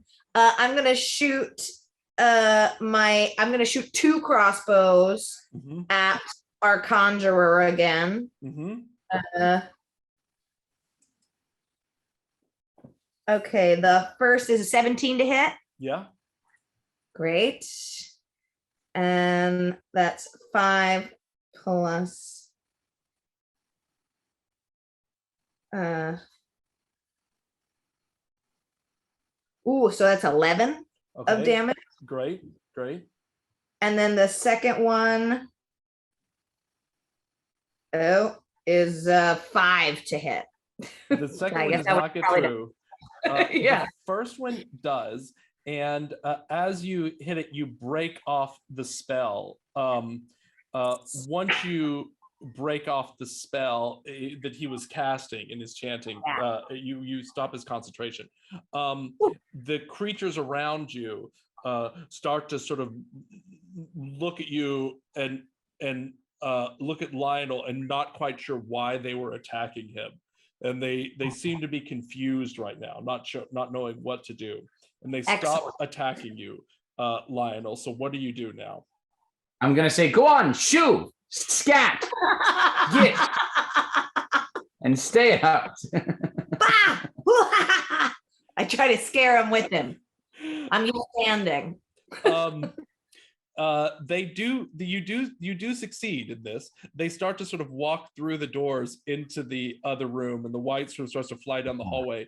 But then the dustman says, "No, wait, don't leave," and starts to do a spell again. It says, "I'll end both of your lives."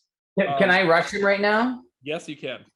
Okay, I'm gonna do that. I'm gonna take I still got the vampiric touch thing happening. Gonna take a swing with my quarterstaff.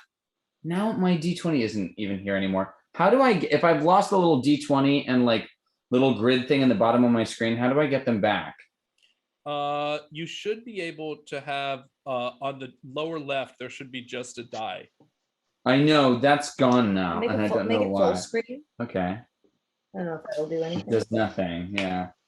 Well, you can roll on mine. Okay, great. I'll do that. You can also use one of these.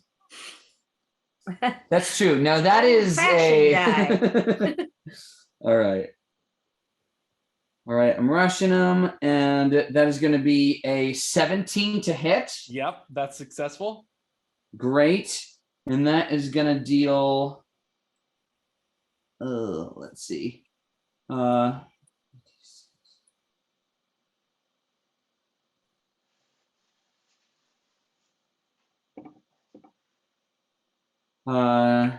10 points of necrotic damage. Does this guy take necrotic damage? Yep, they will take necrotic damage. Yeah. That's great. And I'll also be dealing and you use vampiric touch, right? Yep. So you get that back. Oh yeah, that's right. Yeah, well, I'm already at. Oh right. Yeah. No, you've taken a few hits, I think. That actually goes back up to you because you were down, Lionel. You sort of absorb it on them. You were down. It actually goes into your temporary hit points. You were at full hit points, but now you're at 42.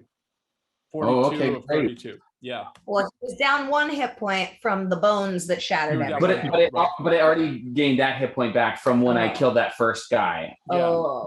Yeah. So you do 10 points of damage on them? Yeah, I deal 10 points, and then I deal an additional. 9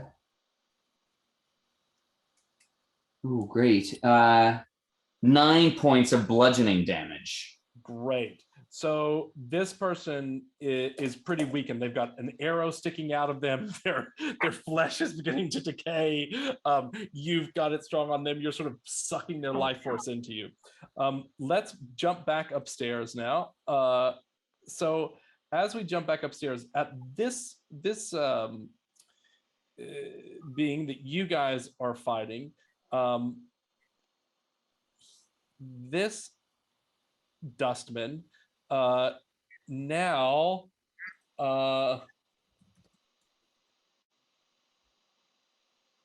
points into the room, and a blast of cold air erupts from their hands. Each one of you needs to make a Constitution saving throw.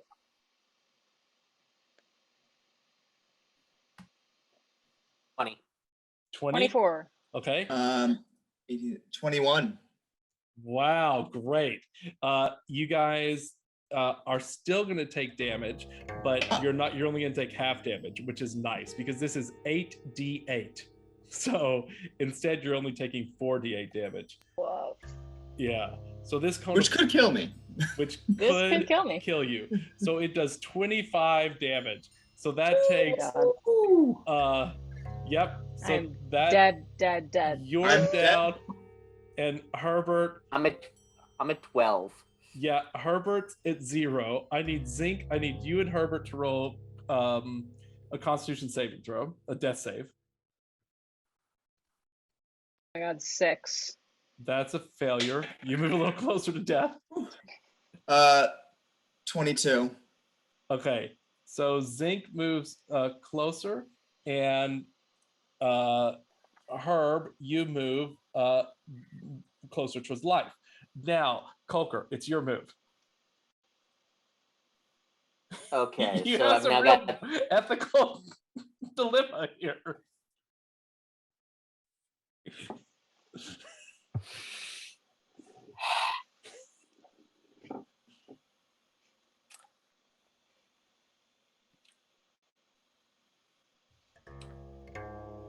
wild shape Yes. into a mosquito Yes. and fly the fuck away. Yeah. And are you going downstairs or are you going towards I'm going downstairs to the Onis. Okay. So you move downstairs. Do you say anything as you go out? Yes. I say, a little help here, but of course because of the mosquito it turns out to be Oh my god. You see their bodies. Okay. Lionel Billingsworth. Oh wait, no, it's this guy. The necromancer down here gets another shot. So this necromancer down here is going to. They touch themselves, and around their entire body, a stone seems to go up all of their arms, and they sort of seem to develop this kind of stone skin armor that looks like they're far more fortified, and you're gonna have a tough time hitting it. All right, Lionel, what you gonna do? Okay, this guy is like hanging on by a thread, right? Hanging on by a thread, but they now have stone skin. Yeah. Just stone skin around himself. Oh, okay. So that doesn't seem like I do much. So is he still posing a threat? Yes, he hasn't been turned to stone. He just has sort of given himself almost, almost really impenetrable. That's okay. I rolled pretty well. That's 23 to hit. That gets through. Woo! All right, and that is going to be. Oh yeah. 17 points of necrotic damage and 5 points of bludgeoning damage. This person, as you do that, their life just all goes out and their body just completely decays into ashes and dust. Knew you had it in And you. I'm going to immediately urinate on their ashes. Oh, now that's not called for. Ha ha ha ha! See, now this is where we differ. Awesome character differences. As you're having that conversation, Kolker, you buzz into the room as a little mosquito, and you see these two Gozu-Oni arguing with each other in a room full of dead zombies and skeleton bones. A little help up here. Can we understand that? Yes. Okay. Oh, what do you need, little buggy? Kill. Kill what? There's no danger. Kill what? We just killed the thing. Upstairs. Follow me. Okay, let's head on up, huh? Can I glance down the hole as we start to follow this bug upstairs? Yes. What you see down the hole is rubble leading down to catacombs beneath. You see the rubble has made sort of a ramp leading down to a bunch of different catacombs. Oh gosh, I don't know. You think we should help this mosquito out and not? Well, I do think we got to come out this way anyway at some point, right? So if there's something blocking the exit, we better take care of that. You're right. Okay. I feel compelled to tell you that I think you would notice that it is not blocking the entrance. That they are leading you away from the exit. No, I understand that. No, I'm saying if we're gonna leave this way after we come get our boss, then we don't want any like murderous things waiting at the exit for us. Okay, so we could part ways too. I could. True. You want to go after the boss? I'm gonna go after him. I'm Okay. feeling weird about it. I feel like I want to see. All right. You go. So can I run down the rubble? Yep, absolutely. So you run down. It is going to take you guys. I'm going to say this is all going to happen in 3 turns. It's going to take you 3 turns to get up here. Let's see if anyone dies in those 3 turns. We might come back There's necromancers as a bug. So let's come down over here. So now you guys are both dead, unconscious, not dead yet. You're both unconscious on the ground. And this necromancer comes up to you, Herb. Now, Herb, you were just at 0 hit points, and it takes its quarterstaff and it hits you once. It hits you again. It hits you a 3rd time. Now, each of those times for you is going to do 4 points of damage. You may remember the way death works is that you fully die if you go negative hit points below your total hit point number, but you have 54 hit points. 51. Okay. So as they're doing that, it's only going to get up to 16, and it's not going to get above that. But you have 3 turns. I do need you to roll some death saving throws. All right. Oh gosh, that one's a 6. Okay. You get 3. Okay. Oh gosh. In these turns. And I've already won 1. You've won 1. Yep. Okay, that one's a 14.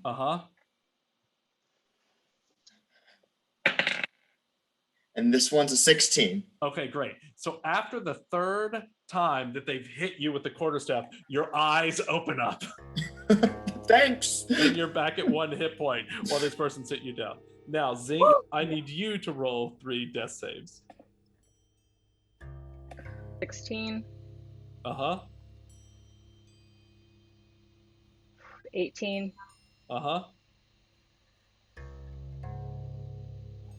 7. All right. You are still there. Now, as the 3rd time that it comes up, at this point, Naida and Kolker run up the steps. Well, I fly up the steps because I'm still You fly up the steps, yes. Nice little bugger. Herb, I'm going to let you have the first move. All right. What we're gonna do is I'm gonna use, where is it? Hand of Healing upon myself. For 1d6 plus 2.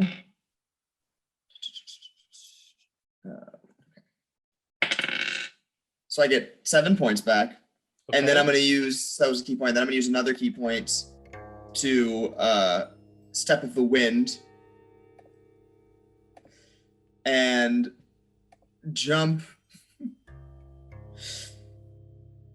I'm going to jump like up over this new friend and Kolker and into the stairwell. And just get like third in line.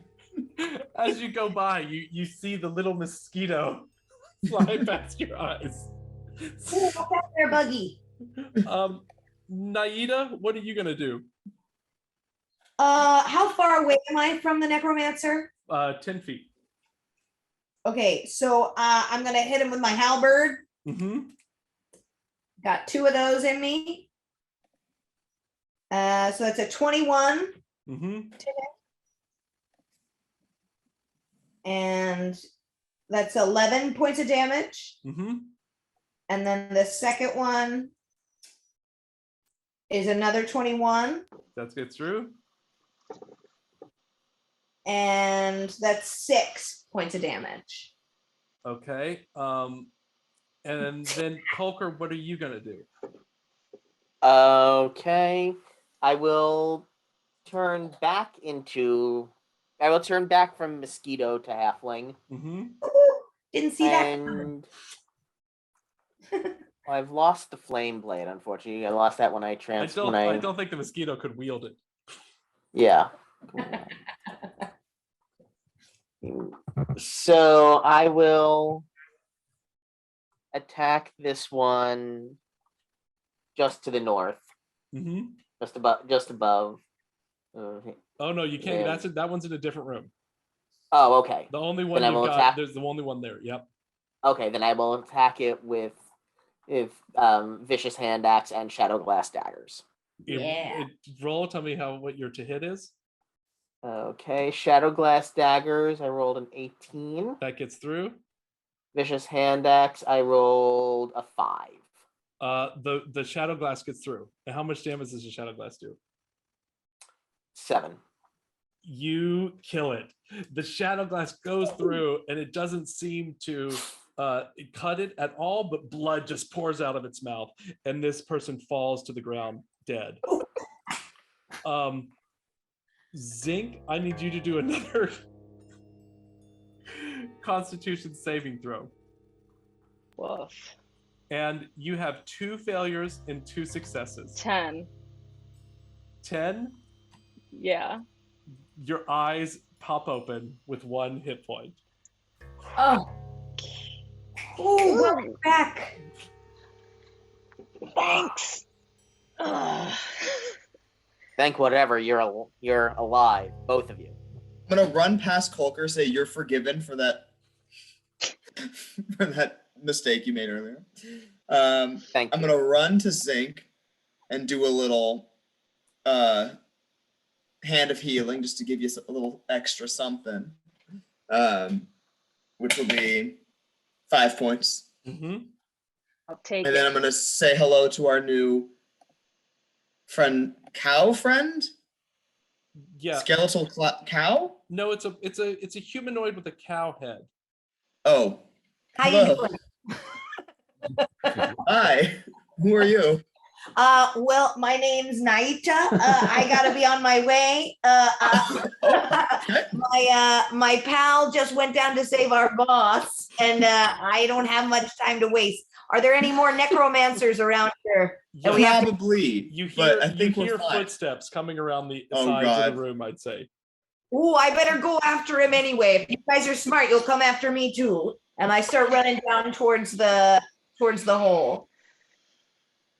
Do we hear them coming up the other, like the necromancer, like footsteps? Yeah, you hear footsteps coming around the sides where the other one appeared from. All right, I'm gonna say run, and we're gonna run towards where she's going, and I'm going to Scorching Ray the grease that's still on the ground and make a wall of flame so they can't come through. Great. You are able to do that, and all around the exit is tons of flames. And while we're running to, or right before we dash, I'm going to take the cloak from that dead one in the corner. You're going to grab his cowl, his sort of necromancer. I'm going to grab his cowl and rip it off and run downstairs with it. Okay. You guys all do that. You get to the hole. I'm going to jump down. I'm going to say this took, what do we say, 4 turns. All right, Lionel, you're going to get 4 turns here. Okay. You have dropped into the catacombs. Oh dear. Underneath. As soon as you fell in to this place inside the mortuary, where are you? Here you are, Lionel. So the hall to the mortuary is right here. This is sort of where you've fallen in. It's 35 feet deep into the crypts. Rubble leads to this area above. Inside, you see, let me get this a little closer so we can sort of see what we're dealing with. Inside, you see 3 ghasts and a wraith behind it. You're inside an underground crypt. Large blocks of stone make up the smooth floor, and rough rock walls with jagged edges surround you. The room is 15 by 15 feet, and it has 2 hallways, one leading to the right and left below you. In front of you, there are 2 ghasts, and there's another ghast coming down the hallway to your right. There's a large door behind the wraith. There are 4 tombs in this room, and the stench of death and rot fills it. These ghasts have emaciated bodies and decaying hides stretched tight over their bones, and they're standing in front of this crescent-shaped thing shrouded in darkness with glowing red eyes. The wraith says, "Sweet death will be yours." We'll see about that. I'm going to let you roll first initiative. Okay, great. Woo! That is a non-nat 20.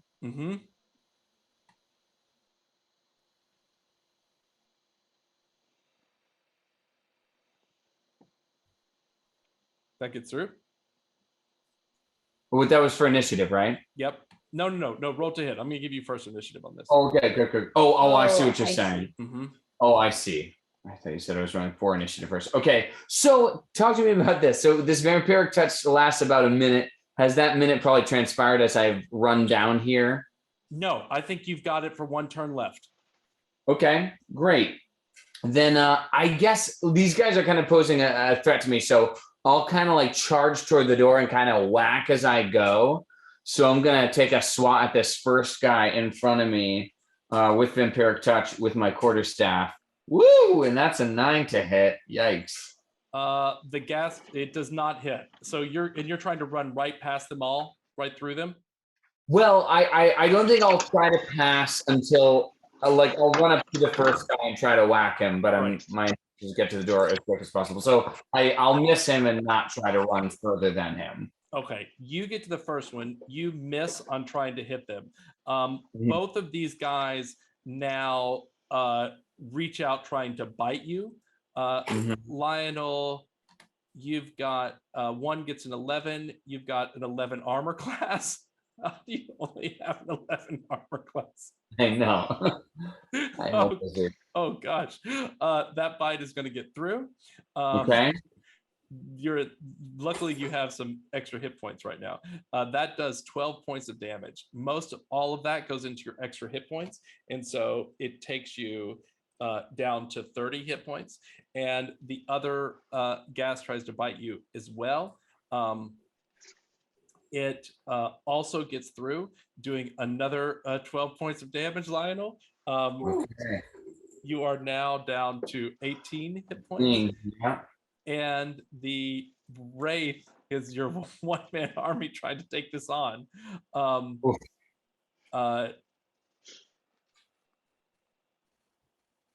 Flies across at you, trying to do a life drain again. Roll a Constitution saving throw. Okay. Whoo, that is a 19. Ooh, you are getting lucky. You are getting lucky with this. Yeah, that it comes over, but it doesn't get through you. And I just like howl right back in his face. There's also another one who's sort of coming around 5, 10, 15, 20. You can see that there's a third ghast coming around, but it's not able to get to you yet. Okay, it is your turn. This is number 2. This is round number 2. Okay. Oh God. So they're all kind of on me now, right? So I think the Dementor's kiss over here should be my next target. Yeah. Oh God. What? That's an 11 to hit. An 11 to hit. That doesn't get through either. Yeah, I figured so. Oh no. All right. The 2 ghasts try to this one, gets through. You take, let's see how much you have right now, Lionel. You are down to 1 hit point. Woo! Oh no, wait. Yep, you're down to 1 hit point right now, and the Wraith is going to try again. I need you to roll a Constitution. Yeah. That's going to be a 12. You are so close here. Okay. You're able to keep going this off. At this point, though, the other ghast has come close enough to attack you. You're now surrounded by all of them. It's your move. What are you going to do? Okay, I'm gonna cast Vampiric Touch again because that's now run out. Mm-hmm. And I'm gonna swing this quarterstaff. I'm gonna attack. Not the Dementor, but like one of the little guys in hopes of just draining some hit points off of one of them. Mm-hmm. Oh my God! And I nat 20. Yeah. Great. Hell yeah. That gets through. Yeah. So then that means what? Do I just max it out, or do I? You double it. I double it. Great. Double the damage.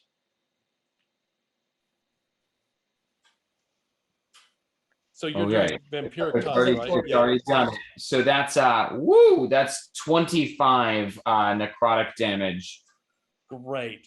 And you're gonna get 25 healing on that because you're doing it with Vampiric Touch. Actually, I get half. Oh, you get half of it. Okay. But I'll take it. Okay. Great. At this point, right before they attack, running. Oh, wait, but in my entire damage. I'm sorry. I get to roll my your quarterstaff. My quarterstaff damage too. Great. So I'll take from that as well. Oh, great. And that's another 8. So an additional, so they take another 8 damage and I get another 4 hit points. Okay. This brings you up to 18 hit points. Oh, no. 18 hit points right now. And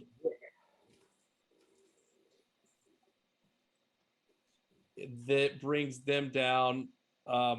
This ghast is really damaged. They're on their last legs. I mean, you've just knocked it up. Its arms are gone. Its ribs are broken. The tight flesh is sort of ripping across in different places. Right at this point, everyone else runs down the rubble into the room. I'm like, help! You see this sort of huge fight happening. This is what happens when you go places without your friends. You're telling me. Zinc, what do you do? Oh my god, I'm like almost dead. What can I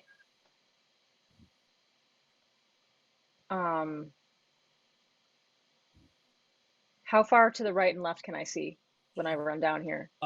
You can see pretty far. It seems to go in both directions. You see maybe 40 feet to your left, you see another tomb and a wall with a passage leading up, and 40 feet to your right, you see another bunch of tombs with a passage leading up. Both ways look clear. Okay, I want to go like as far around a corner as I can. Which way? Let's say to the right. Okay. So, or this way. Yep. You go around the corner and you see another ghast and another wraith back there who have been hiding. Oh god dang it. Balls. This is bad. This is bad. You also see that that's Wait, the end why of the did I room. run down here? Why did I run down here? I was just following them. Naida told I you get to to. choose if I'm just standing up on the thing instead of running down here like a dummy. Brutal. What are you gonna do, Brutal. Herb? I'm going to quickly go right to just the square next to where Keiper is. So I'm not entering the next room. Mm-hmm. I'm just kind of shrouding in that little wall corner, and I'm gonna, or what I'm gonna do, yes. Okay. I'm gonna grab Keiper, go into that little space, and throw the cloak over us. Mm-hmm. The little shroud. I think Keiper would probably be on my shoulders then at this point. Yes. Keiper, are you still a mosquito? Oh no! I turned back into a halfling to attack the right. Okay. the necromancer guy. All right. So you throw the halfling on your is this willing? My shoulders. Do you allow him to do this, Keiper? Why are you doing this to me? I don't know if we have time to talk about it. Okay. We're just gonna try this. All right, I'll try. I will trust you. For just let me talk. Let me talk. I'm saying, put this over our head. We're gonna put the shroud on and step out from the side. And we're just gonna say, I'm just gonna say, trying to mimic the sound of the voice of that second one we killed. Mm-hmm. That seemed to be a little bit more in charge, and just say, halt. You step out into an empty room, and there are two tombs, two crypts, and you're about 20 feet from what looks like a very large iron door that's closed. Okay. Thank you for halting. Okay, Naida. Okay. Oh wait, no, actually. So hold on. I'm gonna say Keiper, you get to move first, and then we'll get to Naida. Okay, but I'm just gonna kind of hang out under the invisibility cloak with Herb. It's not an invisibility cloak. It's just a regular cloak. A regular old cloak. It looks Okay, like the scary regular people cloak from upstairs. You can think it's an invisibility cloak. I'm hanging out under the cloak that Herb just pulled me under. So okay. It would be rude to move out right on my next turn. Yeah, he went to a lot of effort to make this like this little rascal's large grown-up character. Yes, Vincent adult elf.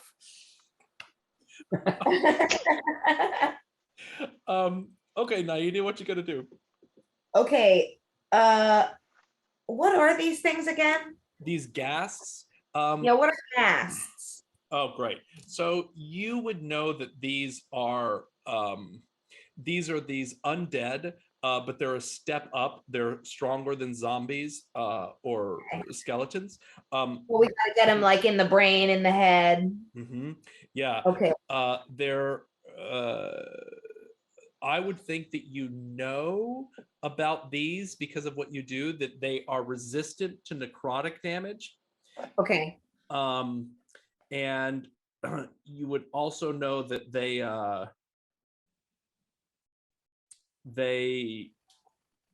have a stench that is poisonous if you're within 5 feet of them for too long.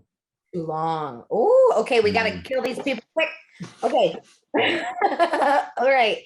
I'm gonna try to take one of their heads off with my halberd. There is one that is very damaged. That you can tell that he's sort of on its last legs, and that's the one that's right in front of you. Okay, great. Let's go for him. Okay. Oh yeah, I got a 22 to hit. Okay. And then that is 7 damage. And then I'm gonna. That one is destroyed. So with the 7 damage, that one sort of goes down. And then there's 2 more. Great. So then I'm gonna slice in the other direction towards the next one. Mm-hmm. That's a 15 to hit. That gets through. Yes. And that is 9 points of damage. Okay, great.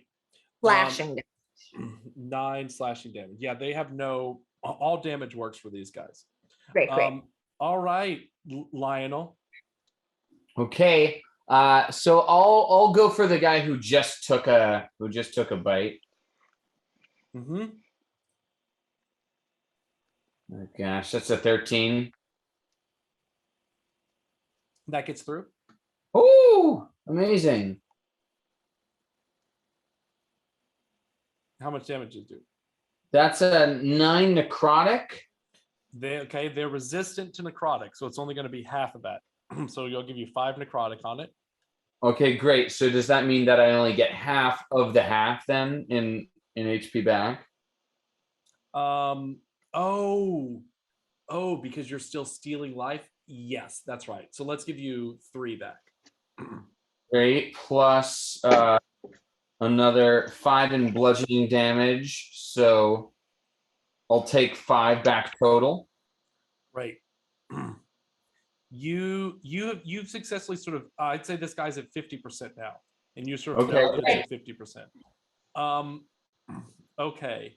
Now they get to attack. Okay.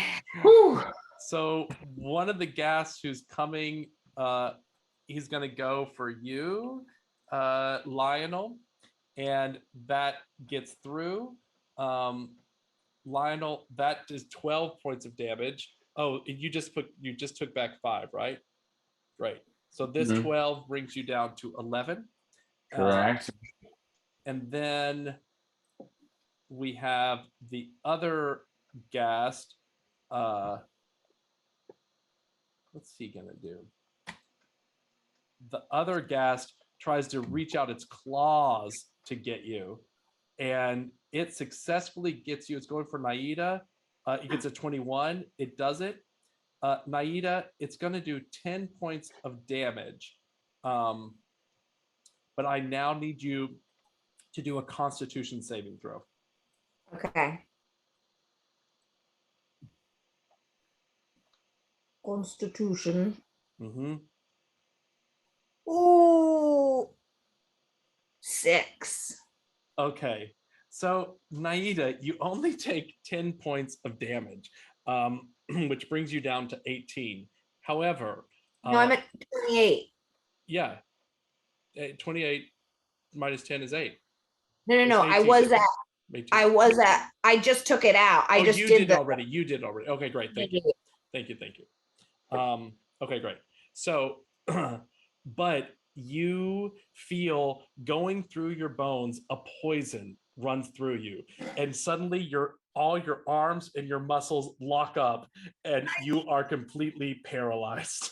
Ooh, I've never felt this one before. I'll suck out the venom in a second. That's new.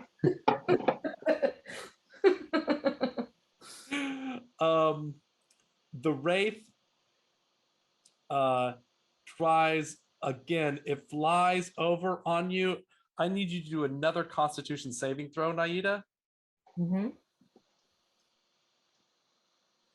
16. 16. That is going to take it. So it's trying to take it away. I'm going to say on this one, it does take away 12 points of damage. It would do 28 if you didn't solve it, but because I don't think you can quite resist it because you're paralyzed, it just starts to sort of suck away from it. Okay, Zinc, it's your turn.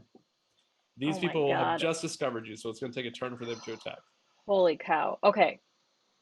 Tell me if I can do both of these things. Can I cast False Life on myself, which gives me the necromantic facsimile of life? I gain 1d4 plus 4 temporary hit points for an hour. No, 1d4 plus 9 temporary hit points. And can I Misty Step back to the first floor? You want to Misty Step up? Yeah. No, you can only do you couldn't Misty Step up, but you could, and you can only do False Life or Misty Step.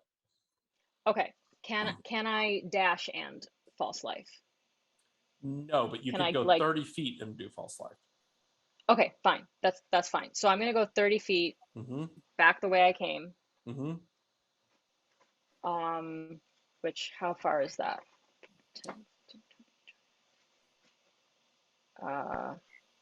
Okay. I'm gonna just go 30 feet as far as I can, and then I'm gonna cast this False Life. Okay. Do 1d. What did you say? 1d4 plus 9? 1d4 plus 9. Yeah. 13. All right. That's gonna bring you back up to 21 hit points. Ooh, okay. Okay, King Herb, what are you gonna do? Gosh, okay. So I'm gonna march our little charade over into this main room where everyone else is. And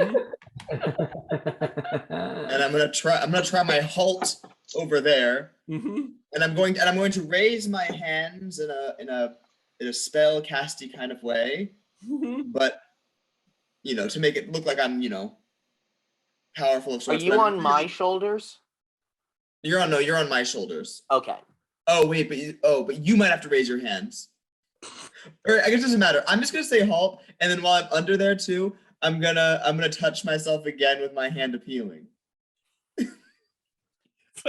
Oh, is that what they're calling it these days? Yeah. So I get 7 points back. Okay. And I'm looking around to see, or I guess I can't really see anything. So I'll whisper up to Colker and say, "Did it work? Are they intimidated?" So you're gonna do. Wait, I love it that Colker's putting his hands up, but you're the one who's shouting halt. Yeah. This is very like Dread Pirate Roberts. Over the face, kind of. They can't really see. Andre the Giant getting carved Although maybe out. it seems more mysterious that it's like coming from another worldly, not from your belly. Yeah. I can speak without moving my mouth. The assumption is that they've seen these cowled figures before and that they respect them, question mark. So you're gonna try to cast this. And Colker, tell me about how this performance is gonna work.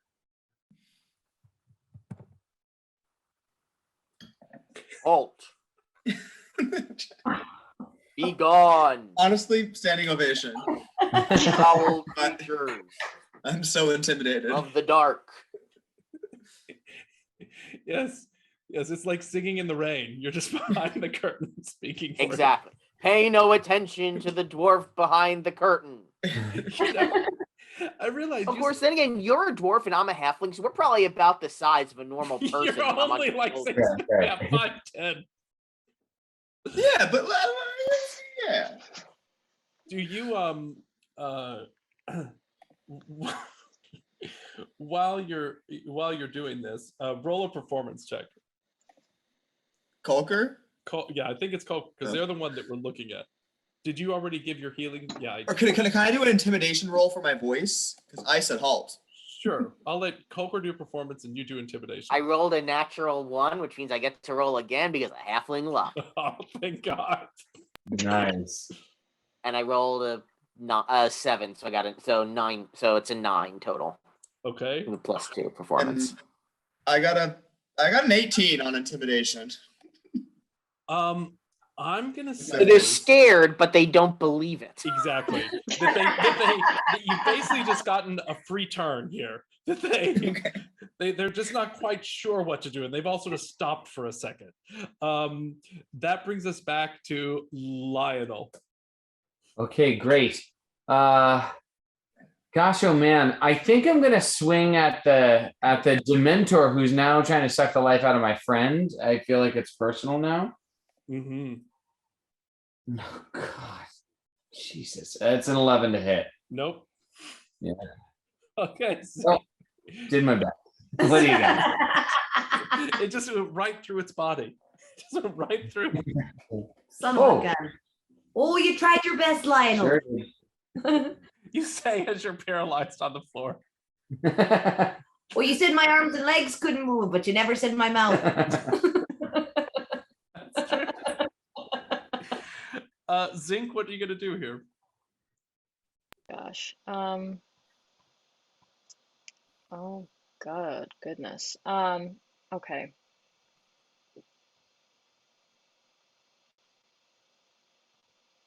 Do I have my Eldritch Flamethrower? Nope. We Damn. didn't make it through the portal from Elysium. Brutal. Okay.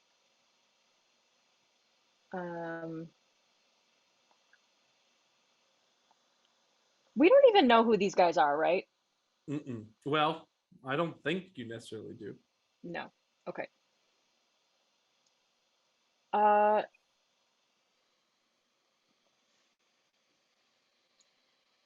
I'm going to run into this little room over here. Mm-hmm. The one that's clear, Get around I take you mean? where Yeah. Right over here, where there aren't any wraiths or dead things. Yeah. And I want to take my turn to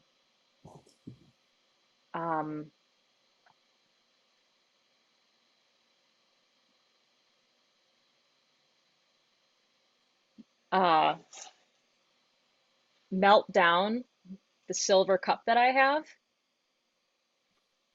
and dip my crossbow arrows in it. Ooh, you're silvering your arrows. Yeah. Cool. Okay, King Herb. I'm gonna just up to Keiper and say, now would be a great time to turn into something giant and flying. Well, unfortunately, I can't because I haven't taken a rest. Instead, I've already Damn eaten it. a wild shape twice.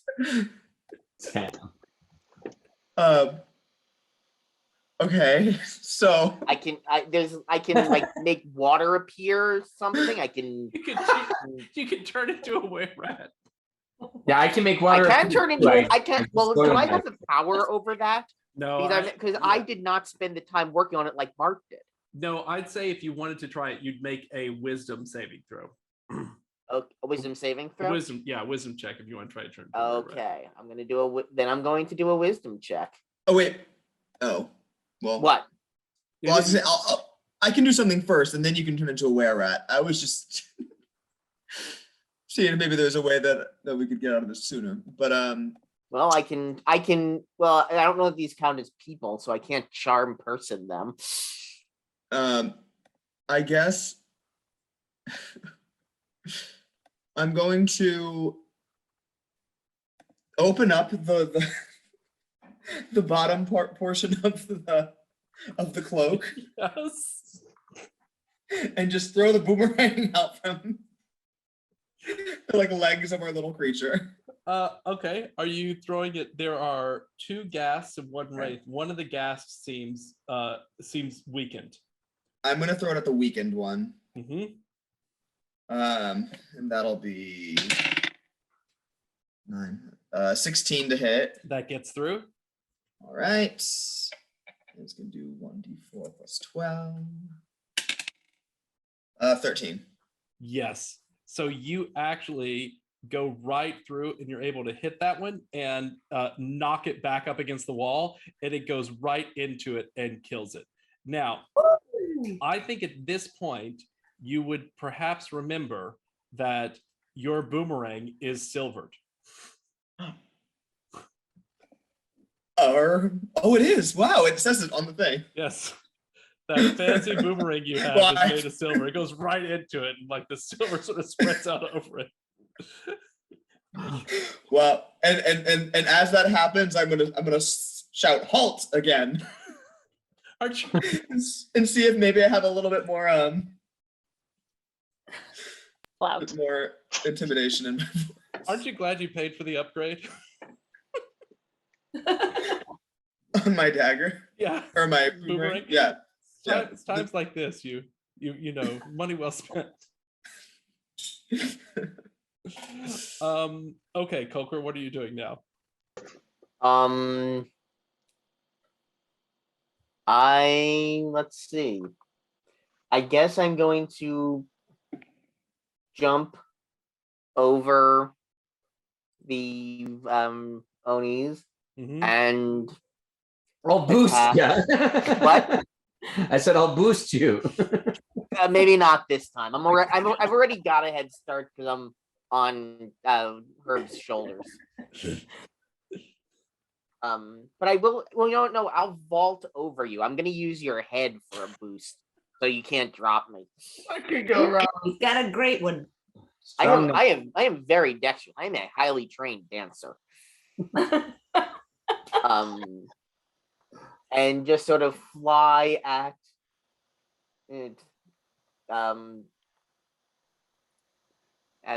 the ghast or whichever one of these guys is with my. Sorry. Well, the ghast is more corporeal, so I think that's okay. better. I'm gonna fly at the ghast because I am corporeal too.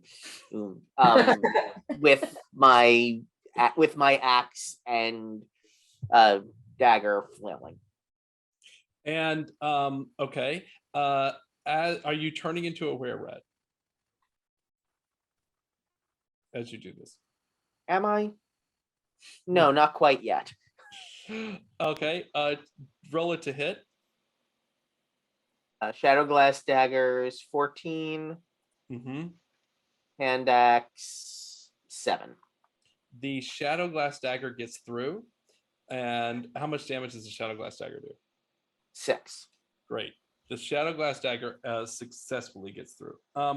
Naita, do you want to say anything? So, there's not really much you can do. So the one that has me under this, or that the poison or whatever it is that's in me now, is that controlled by them because they're still there? This guy is still there. Oh yes, you can roll another Constitution saving throw. You can try to force this poison out of you. Great. I'll do it. 15. 15. Yeah, you're able to sort of push out from where the claws came through. You're able to push the poison out, and this black ooze comes out of you. But that's going to be your turn. Your turn is going back again. I feel good about it.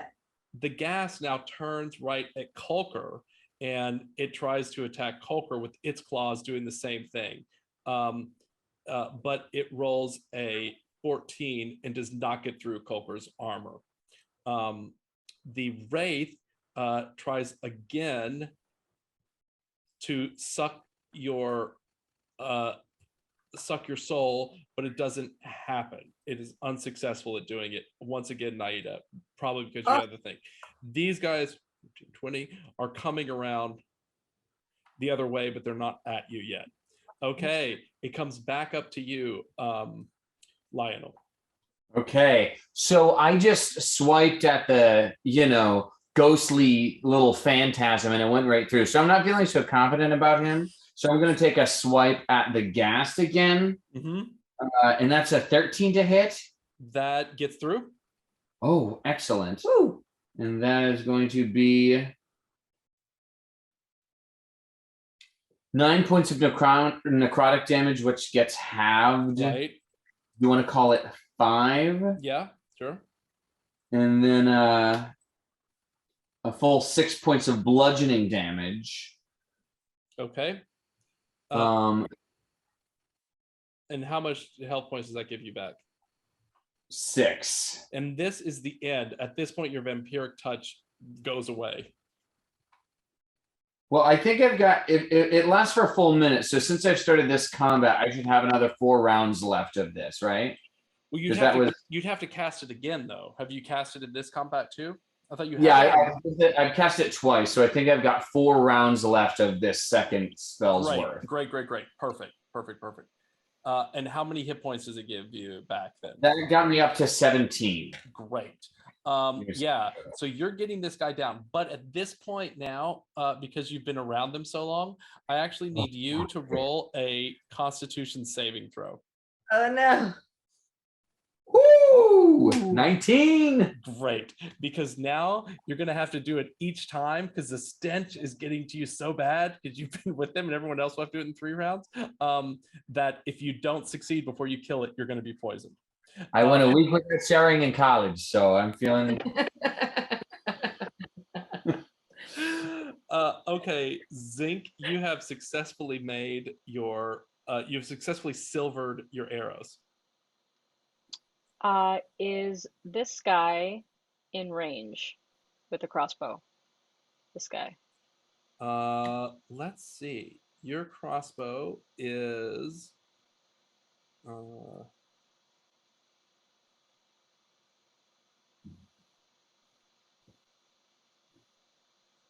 Oh, hold on. It doesn't say. Yeah, because you've got to equip it. Oh. It is, yeah, it's 80 with regular, 320 feet with disadvantage. So I think you can definitely get to a point where you could hit them. And right now they are 55 feet, so it's still regular. Yep. Okay. I'm gonna stay back here and I'm gonna try to hit these guys with a silver arrow crossbow.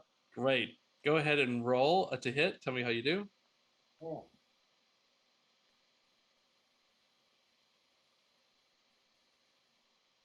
It's 18 to hit. That gets through.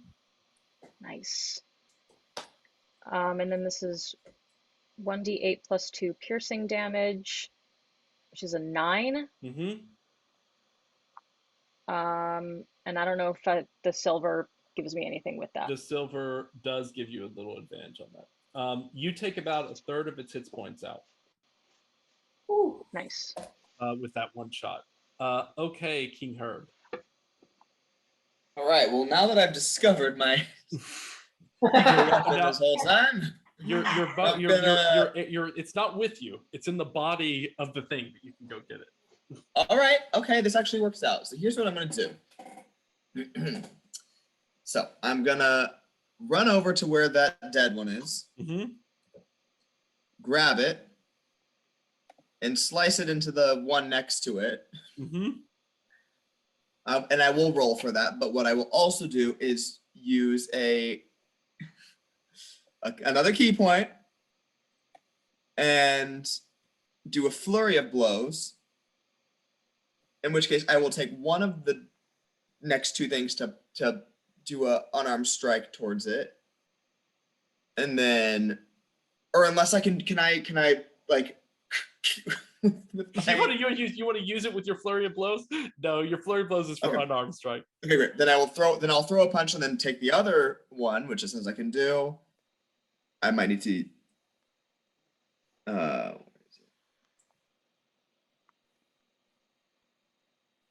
Oh, and then I can use one to do a hand of healing on myself as well. Okay. So tell me how much damage you do with the flurry of blows and with the dagger. The boomerang dagger thing. Or boomerang, sorry. Your silver boomerang dagger. Sharp. Yeah. Thing. 16. So that's 23 to hit. And then that does 16 damage. And then unarmed strike to hit. Oh, that one is a 12 to hit. That doesn't quite get through. Okay. But then I'll do my little hand of healing moment, which is 6 points. Great. Okay, you've taken yourself to 6, so you're back up to 21 hit points, and you have 1 key point left. Yep. Okay, Keiper. I'll attack this one with both weapons once more. Mm-hmm. Okay, Shadow Glass Dagger is 23. Mm-hmm. Vicious Hand Axe, 9. 23 gets through. How much does the Shadow Glass Dagger do? 8. Yeah, you kill it. You completely Yes. destroy it. This thing is dead. Yes. Now, Naita. Kolker doing all the killing tonight. Kolker is like without Bart, you've really come into your own. I think he was holding you back. Usually I let him do the enforcing, but sometimes you guys got to do what a guy's got to do. I did play, you guys, by the way, I do want to say how awesome this is, because I planned this with his Radiant Warhammer, which, all these guys are susceptible to Radiant damage, but of course you don't have the one weapon that can actually hurt them. Skeletons and that. A bad one from the miss. The fact that you're still on your feet is, I was sure this was going to be a TPK. I was almost positive. Bart just shows up to all our corpses. Yeah. And has no idea what's going on. What happened here? Okay. You guys okay? You guys okay? Naida, this wraith has still been sort of trying to suck your life force out of you, but you're back awake. You've gone off the. Yeah. I'm just going back to my classic halberd. Mm-hmm. That's a 21 to hit. Well, it gets through. And that's 13 damage. So it's resistant to it. So this is the first hit you've really gotten on this thing in the whole time. But it's only going to take. It's resistant to slashing damage. It's resistant to any damage that is non-magical or not from a silver. Oh, right. Okay. Weapon. Okay, yeah. But you were actually finally able to do so something. what is that? What does that mean that it's resistant? It takes half of that, so it'll take 7 damage. Great. It's not immune, but resistant. Great. So then I get one more hit on it. Mm-hmm. And that's 19 to hit. Mm-hmm. That gets through. Oh, and 5 damage. So 2.5. That's something. Okay. 2.5. And it I'll give it 3. It now has its chance here. It targets the ghast that you just killed, and the ghast rises as a specter in the space in which it was destroyed. This creature comes back as a specter. No. Boo. No. Meanwhile, this guy, 5, 10, 15, 20, gets a little closer, and this wraith gets a little closer. It is your move, Lionel. Okay, so I'm gonna swing at the specter now. Mm-hmm. The Dementor that's been alive, not the thing that just rose. Mm-hmm. Go ahead. Okay, that's gonna be a 25 to hit. That gets through. Great. And it would be 12 points of necrotic damage, so that'll actually be 6. That's exactly right. Meaning that'll be, and then an additional 3 points of bludgeoning damage. So I gain 5 hit points from that. And you're doing 9 damage to it. That's right. Okay. You take something. Zinc, What are you doing? I'm going to shoot another arrow. Go ahead.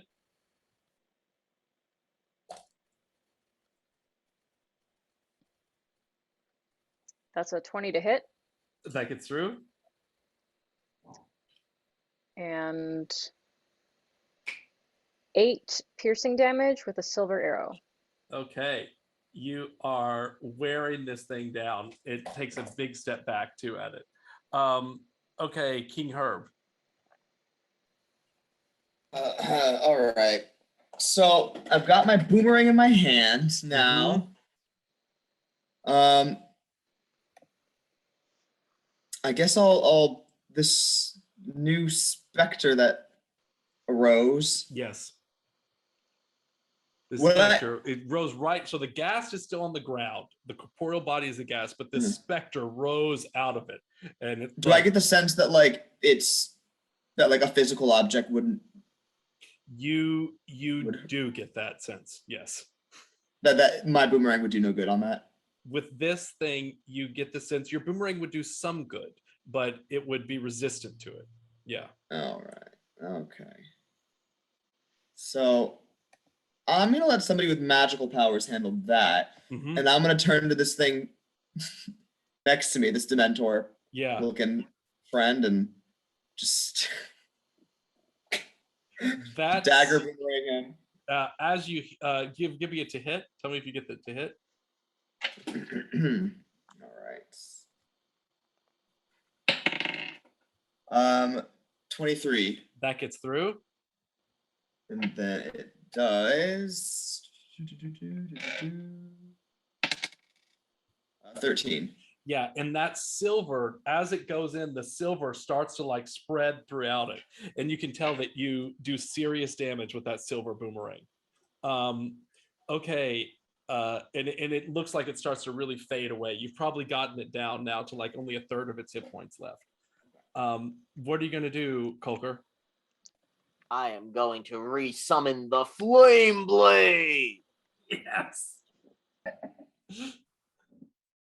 And attack this thing right below me, because I'm guessing that even fire it's not immune even to fire. No, it is not, and that is a magical weapon. You're now attacking with a magical weapon. Yep. So I'm hitting with both the Flame Blade and the Shadow Glass Dagger. What's the hit? Flame Blade, I roll an 8 to hit. The 8 does not get through on the Flame Blade. Okay, but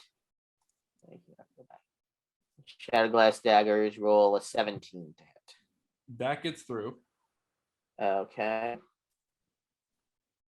And does 5 damage. Okay. And what are you doing, Naida? Oh, I'm going to use my fire rune this time. Oh shoot, I always close it by accident. So I'm gonna add it to my halberd. And that's a 25 to hit. Yes, that gets through. So the regular hit is 8. So that's half of that is 4. No. Then you got I get a to fire add rune on it. This is now a magical weapon. No, but so then the fire rune adds 2d6 of fire damage. Okay. So come on. Because you say you also don't take the deduction because. Oh, I don't take the deduction either. Oh, okay, great. It's now a magical weapon. Great. So that's 3. Okay, so then that's 4 fire damage too. Oh. So damage and 4 fire damage. Oh, it's so close. You guys, it is like starting to dissipate. It's starting to send Keiper in for the death blow. It's starting to flow away. Now it's turn. It's their turn. That's the problem. This now, so the specter, let's do the specter first.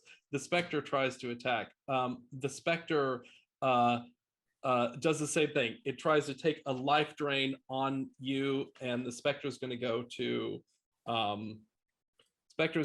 up to you, Herb, to do the life drain. Herb, I need you to roll a Constitution saving throw.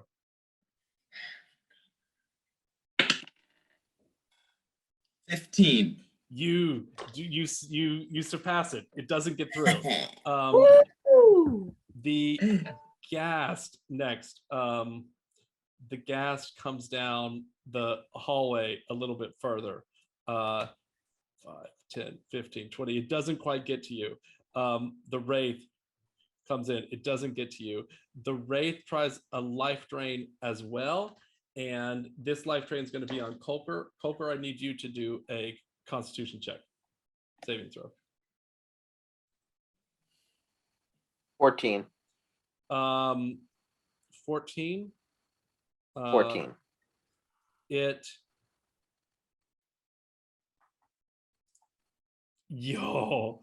is a DC 14 Constitution saving throw.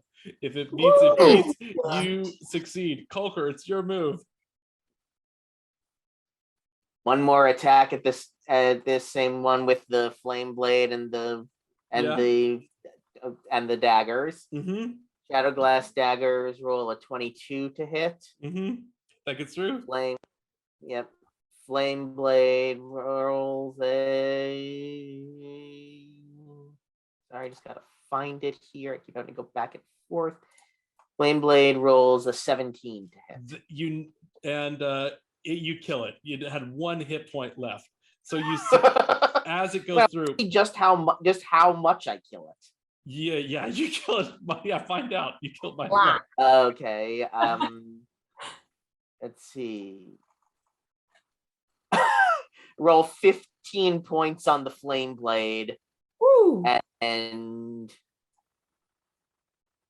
6 on the Shadow Glass daggers. Okay, as the flame blade goes through, I'm going to say the Shadow Glass daggers take it out. The flame blade goes through. When it dissolves with the Shadow Glass daggers, the specter also disappears. The flame blade shoots through it because you roll 15, and it does an additional 14 points of damage to the gas that is moving towards Zinc right now.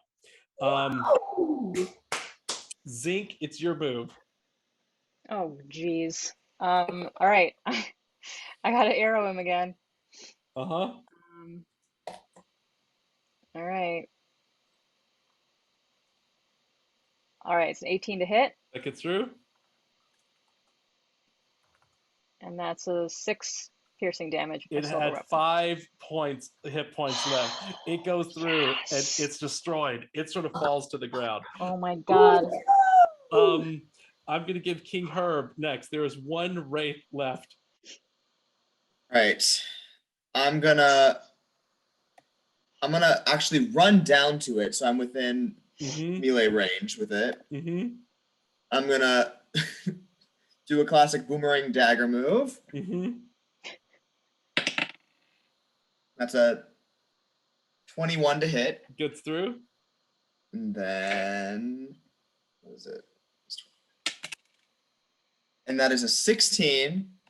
And then I'm going to use my last key point to do a flurry of blows and do two unarmed hits at it. Okay. So first one to hit is 14. Second one to hit is 20. Both of them get through. Yep. Okay. And then first one does 6. And then the next one does 10. So 16 plus, what did I get before? 16 plus 16? 32? Yep, 32 points of damage. Great. And what are you going to do now, Lionel? Okay, that thing's still standing? It's still floating, but it's very weak. Okay, I'm gonna swing it with my quarterstaff, and that is an 18 to hit. That gets through. That's gonna be. It would be 7, so it's gonna be. What would we call that? 4 points. Yeah, sure. Of necrotic damage. Sure. Plus an additional 5, so we'll call it 3 points of bludgeoning damage. So 7 total, meaning that I gain 4 back myself.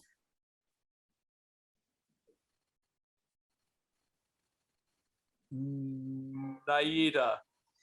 Okay. Yeah. It Still is down. alive. It is still alive. It probably has. It has 6 hit points left right now. Oh my god. All right, I'm gonna hit it twice with my fists. Go off. I think the word is usually punch. I call them fist hits. Wallop. It's the good old wallop. That's what my mama used to call them. All right. That's 15 to hit. That gets through. And 9 to hit. Okay, how much do you do with the 15? 5. No! Going for it. Colker, get it. Colker. Oh my god. That is awesome. That is awesome. With 5 hit points, on its 1 hit point left, it flies away up out of the ceiling, moving above you and getting out of there. Guys, I think that's where we will end for tonight. You have cleared this room. Do you want to say anything or ask any questions before you go away? Why are Who we is here? your boss? And I why need a are you rest. here? I've got a lot of questions. Yeah, I have a lot of questions. Oh, well, you want to tell them about our boss? Oh, sure. So his name is We got it right here. we jotted it down. Hold on just a minute there. I don't know where any of my notes are. Yen-Wang-Yeh. Yen-Wang-Yeh. Yen-Wang-Yeh. Yen-Wang-Yeh. He is the... he's the judge of all. He really determines. And he's been the judge of all for quite some time in Judgement City. Oh. So he's doling out where dead souls go. Oh yeah. And so he fell through this hole. Well, he got dragged by a giant serpent, so we're pretty concerned about him. So we need to keep looking. We love your help. You if guys you'd like to seem help like great us, fighters. I'm guessing the serpent came down here somewhere, so we're probably going to keep looking for him. We down can't here. promise a lot, but I just want to say there's a lot in it for you guys. But a quick rest would be great too, if we could all do that. I could use a long rest. I could use a long rest too. How did someone so powerful get dragged down here by a serpent? Well, that really under guards. Reality too. There, we were bombarded already. I'll say, and it was kind of like a flurry of zombie evil. You saw everything that was happening. But then also there was a snake.